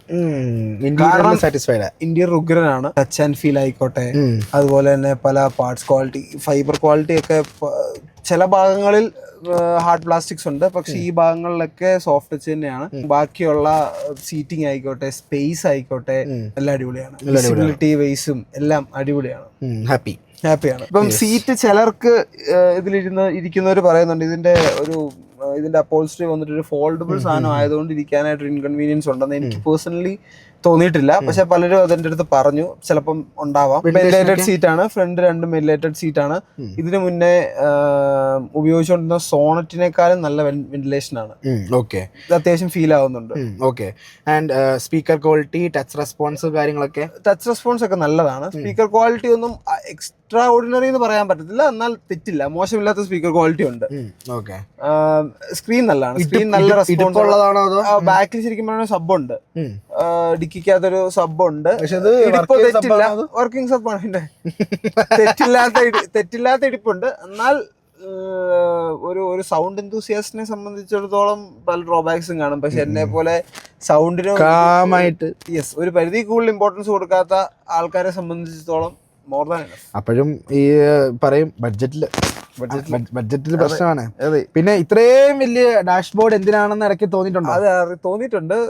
എല്ലാ വിഗ്രഹം പ്രതിഷ്ഠിക്കാനോ എന്തെങ്കിലും ഒരു അമ്പലം നടത്താനുള്ള സെറ്റപ്പ് ഫ്രണ്ടിലുണ്ട്. ഇഷ്ടം പോലെ ഇടാ. ഈ മറ്റേ കാറിന്റെ ഒക്കെ ഡാഷ്ബോർഡിൽ എയർ ബാഗ് ഒന്നും ഇല്ലല്ലോ അവിടെ, ആ സൈഡിൽ എയർ ബാഗ് ഒന്നും ഇല്ലാത്തതുകൊണ്ട് നമുക്ക് വേണമെങ്കിൽ കാറിന്റെ കളക്ഷൻ ഒക്കെ ആണെങ്കിൽ ഉള്ളവർക്ക് ഒട്ടിച്ചു വെക്കാം. കാറൊക്കെ നിരത്തി വെക്കാനുള്ള സ്ഥലം. ഇതിലൂടെ ഇങ്ങനെ വണ്ടി പോകുന്ന ഒരു ഹോട്ട് വീൽസിന്റെ ട്രാക്ക് വേണം ഉണ്ടാക്കി. ഇതുവഴി ഉണ്ടാകും അതുപോലെ സ്ഥലമുണ്ട്, വിശാലമായ സ്ഥലം കൊടുത്തേക്കാണ്. സൺറൂഫ് മിസ് ചെയ്യുന്നുണ്ടോ? മൂൺ റൂഫ് മാത്രം ആയതുകൊണ്ട് വലിയ മിസ്സിംഗ് ഒന്നും ഇല്ല. കാര്യം തുറക്കാറില്ലല്ലേ? തുറക്കാറില്ലെന്ന് വെച്ച് കഴിഞ്ഞാൽ വൈകുന്നേരം ഇത് തുറക്കും, പക്ഷെ മറ്റേത് ഓപ്പൺ ആക്കി അധികം ഉപയോഗിക്കാറില്ലായിരുന്നു. ആക്കുന്ന ഒരു സെറ്റപ്പ് വരുമ്പോ ഓപ്പൺ ആക്കുന്ന സെറ്റപ്പ് എവിടെയാ വരുന്നത്? മൂന്നാറ് പോകുമ്പോ എണീറ്റിരിക്കുവോ? അങ്ങനെയുള്ള സന്ദർഭങ്ങൾ പേഴ്സണലി അതൊക്കെ ഉപയോഗിക്കുന്ന സാഹചര്യങ്ങൾ എന്നെ സംബന്ധിച്ചിടത്തോളം വളരെ കുറവാണ്. പ്രായമായവർക്ക് സൺറൂഫ്. അതെ, ഇവരെ പോലെ ടെക്കിയെ പോലെ ചെറുപ്പക്കാർക്ക് സൺറൂഫ് ഒക്കെ മാൻഡേറ്ററി ആണ്. ഇവിടെ നെഗറ്റീവ് ഒരെണ്ണം പറഞ്ഞത് നമുക്ക് ഇവിടെ നല്ലൊരു വയർലെസ് ചാർജർ കൊടുത്തിട്ടുണ്ട്. വയർലെസ് ആണ്. ഇത് ഈ വണ്ടിയുടെ തന്നെ എന്റെ കയ്യിൽ ഇരിക്കുന്ന വണ്ടിയുടെ പ്രത്യേക പ്രശ്നമാണോ എന്ന് അറിയത്തില്ല. ഞാൻ ചാർജ് ചെയ്യാൻ നോക്കുമ്പോഴത്തേക്കും ഇത് കവർ വെച്ചിട്ടും കവർ ഇല്ലാണ്ടും ഒക്കെ വെച്ച് നോക്കി, പക്ഷെ വലിയ കാര്യമായിട്ട് കയറാറില്ല. വല്ലോ കുറച്ചധികം നേരം വെക്കുമ്പോൾ 1% 2% ഞാൻ വെച്ചു. 1% അങ്ങോട്ട് തിരിച്ചു കൊടുത്തു. അത് സ്വാഭാവികം. അപ്പൊ ഞാൻ അങ്ങോട്ട് കൊടുത്തിട്ടുണ്ട്. അപ്പൊ അത് സ്മരണ വേണം. ഈ വണ്ടിയുടെ മാത്രം പ്രശ്നമാണോ അതോ എല്ലാ വിൻസറും എങ്ങനെയാണോ എന്ന് ബാക്കി വിൻസറുള്ളവർ താഴെ കമന്റ് ചെയ്യും. ഹോണൊക്കെ എങ്ങനെയുണ്ട്? ഹോണിന്റെ സൗണ്ട് കുഴപ്പം, നല്ല രസം. ലൈറ്റിന്റെ രാത്രിയിലത്തെ ത്രോ എങ്ങനെയുണ്ട്? കുഴപ്പമില്ല, തെറ്റില്ലാത്ത ത്രോ ഉണ്ട്. കുഴപ്പമില്ല, രാത്രിയിലാണെങ്കിലും സെറ്റ്, വലിയ പ്രശ്നമില്ല. എന്നാൽ കണ്ണടിച്ചു പോകുന്ന രീതിയിലുള്ള ലൈറ്റ് ഇല്ല. ഓക്കെ. അപ്പൊ നമ്മൾ അകത്തോട്ട് കയറിയപ്പോഴാണ് ഓർത്തത് വണ്ടിയുടെ മെയിൻ്റെനൻസിന്റെ കാര്യത്തിനകത്ത് വരുന്ന ഏറ്റവും വലിയ ഘടകമാണ്, പ്രത്യേകിച്ച് EV വണ്ടികളിൽ, insurance. And what about insurance? ഇത് ഫസ്റ്റ് മേടിച്ചപ്പോഴത്തേക്കും ഇൻഷുറൻസ് എടുത്തത് എനിക്ക് തോന്നുന്നു 45 or 50 ആണോ, 55 ആണോ എന്ന് സംശയമുണ്ട്. അറൌണ്ട് ആ ഒരു ഫിഗർ ആണ് ആയത്, ഇൻക്ലൂഡിങ് 3 വർഷത്തെ തേർഡ് പാർട്ടി. ഇപ്പൊ ഞാൻ 1 year കഴിഞ്ഞപ്പോഴത്തേക്കും റിന്യൂ ചെയ്തിട്ടുണ്ട്. റിന്യൂ ചെയ്യാനായിട്ട് ഇൻ ബിറ്റ്വീൻ 22 and 24 അങ്ങനെ എന്തോ ഒരു ഇതാണ് ആയത്. 24. ഓക്കെ. അപ്പോൾ അത് നല്ലൊരു പ്രൈസിങ് ആണ്, പ്രത്യേകിച്ച് EV വണ്ടികളെ സംബന്ധിച്ചിടത്തോളം. കാരണം EV വണ്ടികൾക്ക് ഇൻഷുറൻസിനകത്ത് ബാറ്ററി ഇതുണ്ട്, കവറേജ് ഉണ്ട്. അതുകൊണ്ടാണ് എക്സ്പെൻസീവ് സൈഡിലോട്ട് വരുന്നത്. ബട്ട് 24,000 രൂപ ഫോർ എ 20 lakhs കാറിന് ഇറ്റ്സ് വെർത്ത്. ഹൈറൻ്റെ എത്ര വരും? അത് കുറച്ചധികം വരും. ടയറും ഇൻഷുറൻസ് എല്ലാം കൂടെ ഒരുമിച്ച് വന്നു കഴിഞ്ഞാൽ ബ്ലാസ്റ്റ്. ഡോർ ഹാൻഡിലിനെ പറ്റി പറയും. ഡോർ ഹാൻഡില് എങ്ങനെയാണ് അവസ്ഥ? ഡോർ ഹാൻഡില് പലരും ചിലപ്പോൾ കയറിയിട്ട് ഇത് എങ്ങനെയാണ് തുറക്കുന്നതെന്ന് ചിന്തിച്ചിരിക്കും. ഇത് ഇവിടെ ഒരു വെട്ടുണ്ട്, അവിടുന്ന് ഇങ്ങനെയാണെന്നൊരു കാര്യം ചിലപ്പോൾ പെട്ടെന്ന് റെക്കഗ്നൈസ് ആകത്തില്ല. കുഴപ്പമില്ല, ഇത് ഹാർഡ് പ്ലാസ്റ്റിക്സ് ആണ്, വലിയ തെറ്റില്ലാത്ത ക്വാളിറ്റിയും കാര്യങ്ങളും ഒക്കെ ഉണ്ട്.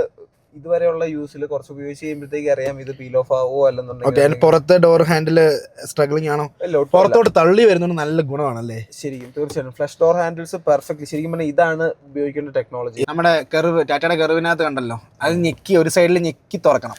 അത് ഹാരിയറിൽ അങ്ങനെയല്ല. ഹാരിയറിൽ നമുക്ക് പഴയ മോഡൽ സാധനം ഫോർച്യൂൺ ഡ്രൈവ് ആണ്.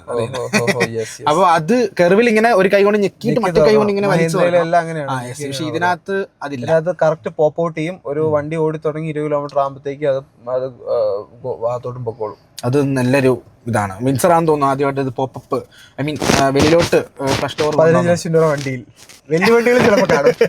അപ്പൊ ഇതിനകത്ത് വേറൊരു നെഗറ്റീവ് നമ്മൾ വണ്ടി ഓടിച്ച സമയത്ത് നമ്മൾ കണ്ടത് ഒരു ഇമ്പോർട്ടന്റ് കാര്യം, ഇത് ശരിക്കും പറയുകയാണെങ്കിൽ എല്ലാ വണ്ടികൾക്കും വേണ്ടൊരു ഫീച്ചറാണ്, അത് ഇവർ ഇതിന് കൊടുത്തിട്ടില്ല. ഏറ്റവും വലിയ മിസ്സിംഗ്, ഇതിന് ട്രാക്ഷൻ കൺട്രോൾ ഫീച്ചർ ഇല്ല. പ്രോ വേരിയന്റിനും ആ ഫീച്ചർ ഇല്ല എന്നാണ് അറിയാൻ കഴിഞ്ഞത്. നമ്മൾ ടാറ് അല്ലാത്ത മണ്ണുള്ള റോഡുകളിലൊക്കെ ഇച്ചിരി സ്റ്റീപ്പായിട്ടുള്ള വഴികളിൽ കൂടെ പോവുകയാണെങ്കിൽ കടന്ന് കറങ്ങും. അത് ട്രാക്ഷൻ ഫീച്ചർ എന്തുകൊണ്ടാണ് ഇവർ കൊടുക്കാത്തതെന്ന് അറിയത്തില്ല. അത് ഇസറസീവിയിലോട്ട് വരുമ്പോഴത്തേക്കും ആ ഫീച്ചർ ഉണ്ട് താനും.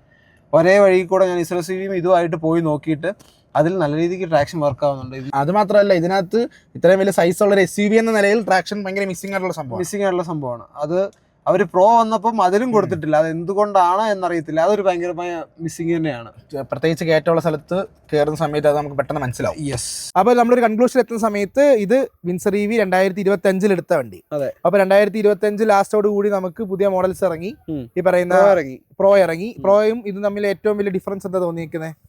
ബാറ്ററി പാക്ക് ആണ്. പ്രോയിൽ വരുമ്പോഴത്തേക്കും 50 kilowatt ബാറ്ററി പാക്ക് ആണ്. ഇത് 38 ഉള്ളൂ. ഓക്കെ. അപ്പം അവര് ക്ലെയിം ചെയ്യുന്ന റേഞ്ച് എനിക്ക് തോന്നുന്നു ഓൾമോസ്റ്റ് 450 or 420 ആണ്. ഒരു 100 kilometer റേഞ്ച് റിയൽ ലൈഫിൽ കൂടുതൽ കിട്ടും. ഓക്കെ, അതാണ് ഒരു മെയിൻ ഡിഫറൻസ്. പിന്നെ കുറച്ച് അതെ ADAS level 2 ഉണ്ട്, പവർ ടെയിൽ ഗേറ്റ് ഉണ്ട്, പിന്നെന്താ vehicle to load 19 inch tyre ആയെന്ന് തോന്നുന്നു. 18 ടയർ സ്പെക്കും ടയർ വ്യത്യാസമുണ്ട്, പാറ്റേൺ അലോയുടെ ഡിസൈൻ വ്യത്യാസമുണ്ട്. കുറച്ചൊരു വലിപ്പം കൂടിയ ടയറാണ്, പ്രൊഫൈൽ മാറിയ ടയറാണ്. പ്രൊഫൈൽ സെയിം ആണ്, 18 ഇഞ്ച് 215 55 MG ഹെക്ടറിന്റെ അലോയ് ആയി. അതെ.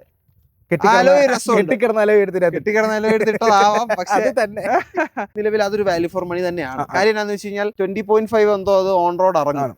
ഇതിന്റെ ടോപ്പ് എൻഡ് ഇപ്പം 18.5 ഉണ്ട്. 2 ലക്ഷം രൂപ കൂടുതൽ കൊടുത്തു കഴിഞ്ഞാൽ 100 കിലോമീറ്റർ റേഞ്ച് കൂടുതൽ കിട്ടും.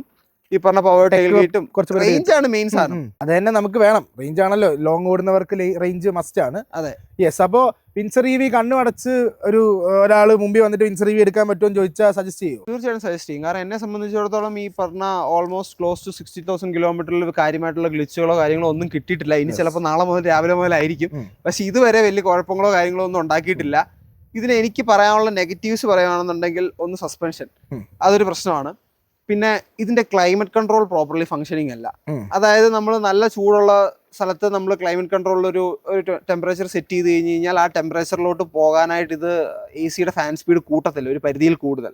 നമ്മൾ മാനുവലായിട്ട് കൂട്ടുന്നത് പോലെ അത് കൂടിയല്ല. അതൊരു പ്രശ്നമാണ്. അതൊക്കെ ശരിക്കും പറഞ്ഞാൽ മൈനർ ആയിട്ടുള്ള സെൻസർ പ്രോബ്ലങ്ങളായിരിക്കും. അതൊക്കെ ഇവർക്ക് ശരിയാക്കാവുന്ന സാധനങ്ങളേ ഉള്ളൂ. പിന്നെ പോയിട്ട് ഈ നെഗറ്റീവിനകത്ത് വേറൊരു കാര്യം പറയണം, എല്ലാം ടച്ച് സ്ക്രീനിലാണ്. എല്ലാം ടച്ച് സ്ക്രീനിലാകുമ്പോൾ ഒരു പ്രശ്നമില്ലേ? അതൊരു പ്രശ്നമാണ്. ഫിസിക്കൽ ബട്ടൺസ് ഒന്നുമില്ല. ആ സ്ക്രീൻ എന്തെങ്കിലും പറ്റി കഴിഞ്ഞ് കഴിഞ്ഞാൽ അത്യാവശ്യം നല്ല രീതിക്ക് സ്റ്റക്ക് ആവും. എല്ലാം ഇപ്പം ലൈറ്റ് ആയിക്കോട്ടെ, മിറർ അഡ്ജസ്റ്റ്മെന്റ് ആയിക്കോട്ടെ, റീജനറേഷൻ, എല്ലാ സാധനങ്ങളും മോഡ് മാറ്റുന്നതിനൊക്കെ പിന്നെ നമുക്ക് ഷോർട്ട് കട്ട് ഇടാം. മിറർ ആയിക്കോട്ടെ, മിററും നമുക്ക് സ്റ്റിയറിംഗ് കൊണ്ടേ കൊണ്ടുവരാം. ഇപ്പം സത്യം പറയുന്നത് അഡ്ജസ്റ്റഡ് ആയി. പ്രായമായ ഒരാൾ എടുക്കുമ്പോൾ ഇതൊരു പ്രശ്നമല്ലേ? പ്രായമായ ആൾ എടുക്കുമ്പോഴത്തേക്കും ഇനീഷ്യലി പ്രശ്നമാണ്. ഇതൊന്ന് ഉപയോഗിച്ച് തുടങ്ങി കഴിയുമ്പോൾ ഇത് യൂസ്ഡ് ആവുന്നു. പഠിക്കേണ്ടി തന്നെ ഇതിപ്പോ ഈ ടെസ്ലയിലൊക്കെ ഇങ്ങനെ തന്നെയാ, പുറത്ത് നല്ല രീതിക്ക് വിറ്റ് വരുന്ന ഒരു വണ്ടിയാണ്. അതൊക്കെ അഡാപ്റ്റ് ചെയ്ത് ആവാം. പക്ഷെ എന്നാലും ഫിസിക്കൽ ബട്ടൺസിന്റെ ഒരു അഭാവം നമ്മളെ ഡെയിലി ലൈഫിൽ ഉണ്ട്. പക്ഷെ ഇല്ലെന്നല്ല, 100% ഫിസിക്കൽ ബട്ടൺസിന്റെ ഒരു അപാകത ഉണ്ട്. പക്ഷെ അതും നമ്മൾ യൂസ്ഡ് ആവുമെന്നാണ് ഞാൻ പറഞ്ഞത്. നമ്മള് കാലക്രമേണ ഉപയോഗിച്ച് നമ്മള് പണ്ട് ഫോണിനകത്ത് ബാക്ക് ബട്ടൺ ഗസ്റ്റർ ഇതുണ്ടായിരുന്നു, ബട്ടൺസ് ഉണ്ടായിരുന്നു. ഇപ്പൊ അത് ഗസ്റ്ററായി. അങ്ങനെയുള്ള മാറ്റങ്ങൾ നമ്മൾ അഡാപ്റ്റ് ആവും. ഗിയർ ലിവർ ഇല്ലാത്തത് മിസ് ചെയ്യുന്നുണ്ടോ? ഗിയർ ലിവർ ഇല്ലാത്തത് വൈപ്പർ ആണല്ലോ ഇവരുടെ ഗിയർ. ഗിയർ ലിവർ ഇല്ലാത്തതൊന്നും അത്ര വലിയ പ്രശ്നമല്ല. നല്ല കൺവീനിയന്റ്. കുറച്ച് കഴിയുമ്പോഴത്തേക്കുണ്ടല്ലോ നമ്മള് ഇത് ശരിക്കും പറയാനുണ്ടല്ലോ, നമുക്ക് വളരെ ഈസി ആയിട്ട് ഫ്രണ്ടിലോട്ടും ബാക്കിലോട്ടും കൺവീനിയൻസ് ആയി മാറും. കുറച്ച് കഴിയുമ്പോഴത്തേക്ക് അവിടെ അങ്ങനെയാണല്ലോ. ഇതെടുത്ത് കഴിഞ്ഞാൽ പിന്നെ നേരെ ബെൻസിലോട്ട് പോയാലും നമുക്ക് പഠിക്കാനായിട്ട് ബുദ്ധിമുട്ട് കാണത്തില്ല, ഓടി ശീലിച്ചുകൊണ്ടത്. അപ്പൊ ഏറ്റവും വലിയ ചോദ്യം, എങ്ങനത്തെ ആൾക്കാർക്കാണ് വിൻസർ EV സജസ്റ്റ് ചെയ്യാൻ, എങ്ങനത്തെ ആൾക്കാർക്കാണ് വിൻസർ EV പറ്റിയത്? ശരിക്കും പറഞ്ഞു കഴിഞ്ഞാൽ മന്ത്ലി ഒരു 10,000-3000 കിലോമീറ്ററിന് മുകളിൽ ഓട്ടം ഉള്ളവരെ സംബന്ധിച്ചിടത്തോളം നല്ലൊരു ഓപ്ഷനാണ്. EV ചിന്തിക്കേണ്ട സമയം തുടങ്ങി. അതെ, ഈ ചിന്തിക്കേണ്ട സമയം ഓൾറെഡി തുടങ്ങി. ഇപ്പം നമ്മുടെ കേരളത്തിലെ ചാർജിങ് ഇൻഫ്രാസ്ട്രക്ചർ ഒക്കെ തെറ്റില്ല. അത്യാവശ്യം എവിടെ പോയി കഴിഞ്ഞ് കഴിഞ്ഞാലും തെറ്റില്ലാത്ത രീതിക്കുള്ള ഏതെങ്കിലും ഒരു പ്രൊവൈഡർ കാണും. മൾട്ടിപ്പിൾ പ്രൊവൈഡേഴ്സ് കാണും മിക്കവാറും ടൗണുകളിലൊക്കെ. പക്ഷെ എന്നാലും ഇപ്പൊ ഇതിലൂടെ ഇപ്പം നമ്മുടെ ഏരിയയിൽ കൂടെ ഒക്കെ ട്രാവൽ ചെയ്യുമ്പോഴത്തേക്ക് എല്ലായിടത്തും തന്നെ നെറ്റ്വർക്ക് നന്നായിക്കൊണ്ടിരിക്കുകയാണ്, സ്പീഡ് കൂടിക്കൊണ്ടിരിക്കുന്നേ ഉള്ളൂ. അതെ, വലിയ വലിയ ചാർജറുകൾ വന്നുകൊണ്ടിരിക്കുന്നു. ഇതിൽ ആക്ച്വലി 45 ആണ് സപ്പോർട്ട് ചെയ്യുന്നത്. പ്രോയില് 60 കിലോവാട്ട് സപ്പോർട്ട് ചെയ്യും. 60 കിലോവാട്ട്. ഓക്കെ. അപ്പൊ ഈ 45 എത്ര മണിക്കൂർ കൊണ്ട് പുറത്ത് ചാർജ് ആവുന്നുണ്ട്? 60 കിലോവാട്ടിന്റെ ചാർജറിൽ 60 കിലോവാട്ടിലാണെങ്കിൽ നമ്മൾ 1 അവർ ചാർജ് ആവും.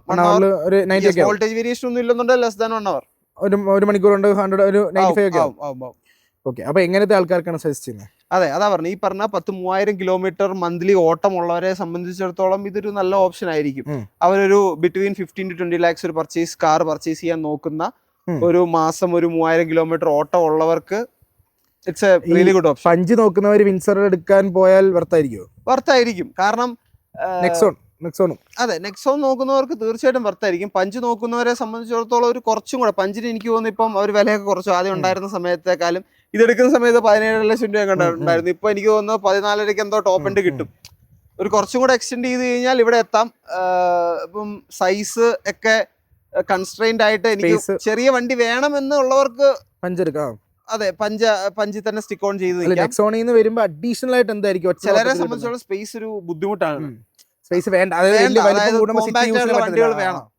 അപ്പം ചിലർക്ക് ഓക്കെ വലിയ വണ്ടികൾ പ്രശ്നമില്ല. പക്ഷെ വലിപ്പം മാനുവർ ചെയ്യാനൊന്നും ഈ പറഞ്ഞ വലിയ പാടുകളൊന്നുമില്ല. കാരണം നമ്മൾ ട്രാഫിക്കിലും അല്ലെന്നുണ്ടെങ്കിൽ വലിപ്പം നമ്മളെ ബുദ്ധിമുട്ട് ഉണ്ടാക്കുന്നത് ടേണിംഗ് റേഡിയസ് കുറയുമ്പോഴാണ് ശരിക്കും. അതെ, ഈ ഇലക്ട്രിക് വണ്ടികൾക്ക് ഇതിനൊക്കെ നല്ല ടേണിംഗ് റേഡിയസ് ആണ്. ഇപ്പൊ ഹാരിയറിനാണെങ്കിലും ടേണിംഗ് റേഡിയസിന് ഒരു കുഴപ്പമില്ല. ഒരു ചെറിയൊരു സ്പേസ് കിട്ടിക്കഴിഞ്ഞാൽ 2 കുത്തി നമുക്ക് തിരിച്ചെടുത്തോണ്ട് പോകാം.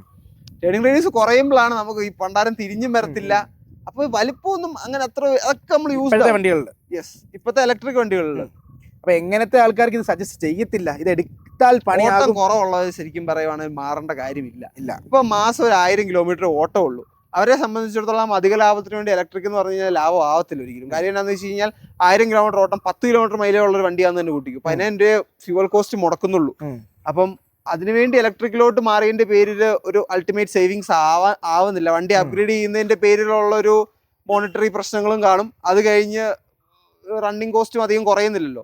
അപ്പം ഓട്ടം കുറവുള്ളവർക്ക് ശരിക്കും പറയുകയാണെങ്കിൽ ഐസി തന്നെയാണ് നല്ലത്. ഓട്ടം ഉള്ളവരെ സംബന്ധിച്ചിടത്തോളം ശരിക്കും പറഞ്ഞാൽ മുതലാക്കാം.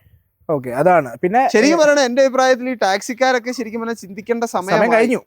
പിന്നെ അവർ ഈ റീസെൽ വാല്യൂം ഈ പറഞ്ഞ ചാർജിങ് സ്റ്റേഷന്റെ പല പ്രശ്നങ്ങളായിരിക്കാം. അവരത് ചിന്തിച്ചത് കൊണ്ടായിരിക്കാം. ചിലപ്പോൾ ടാക്സി ഒറ്റ ഓട്ടത്തിന് ഇപ്പം ചാർജ് ചെയ്യാൻ ഇടുമ്പോഴായിരിക്കും പെട്ടെന്ന് ഓട്ടം കിട്ടുന്നത്. അപ്പൊ ആ ഓട്ടം ചിലപ്പോൾ ചാർജ് ചെയ്യുന്നത് കൊണ്ട് മിസ്സാവാം എന്നൊക്കെ പേടിച്ചിട്ടായിരിക്കും മിക്ക ടാക്സിക്കാരും ഇതിനകത്തോട്ട് തിരിയാത്തത്. പക്ഷെ ബാക്കിയുള്ള സിറ്റീസിൽ, വലിയ വലിയ സിറ്റീസിൽ ഓൾറെഡി ആൾക്കാർ തിരിഞ്ഞു കഴിഞ്ഞു. യെസ്, അപ്പോൾ എനിക്ക് തോന്നുന്നത് ഒരു ഫൺ ടു ഡ്രൈവ് എന്നുള്ള കാറിന്റെ ഒരു POV മാറ്റി നിർത്തി ഒരു പ്രാക്ടിക്കൽ സൈഡിൽ നിങ്ങൾക്ക് എയിൽ നിന്ന് ബി പോയിന്റിലോട്ട് പോകാൻ വേണ്ടി നിങ്ങൾക്ക് ഒരു EV practical value for money car വേണമെന്നുണ്ടെങ്കിൽ ധൈര്യമായിട്ട് ഇത് ചൂസ് ചെയ്യാം. നിങ്ങൾക്ക് യൂട്ടിലിറ്റി നിങ്ങളുടെ നടക്കും. നിങ്ങളുടെ അത്യാവശ്യം കംഫോർട്ടിൽ നിങ്ങൾക്ക് ലോങ് ഡ്രൈവ് പോകാൻ സാധിക്കും. അത്യാവശ്യം സ്പേസ് ഉണ്ട്, അത്യാവശ്യം നല്ല ഫീച്ചേഴ്സ് ഉണ്ട്, കുഴപ്പമില്ലാത്ത ലുക്കും ഉണ്ട്. ഇതൊക്കെ നിങ്ങൾക്ക് 20 lakhs കിട്ടും. ഇങ്ങനെ ഒരു കൺക്ലൂഷൻ നിങ്ങൾ എത്തിക്കഴിഞ്ഞാൽ നിങ്ങൾക്ക് വിൻസർ EV സ്വന്തമാക്കാം അല്ലേ?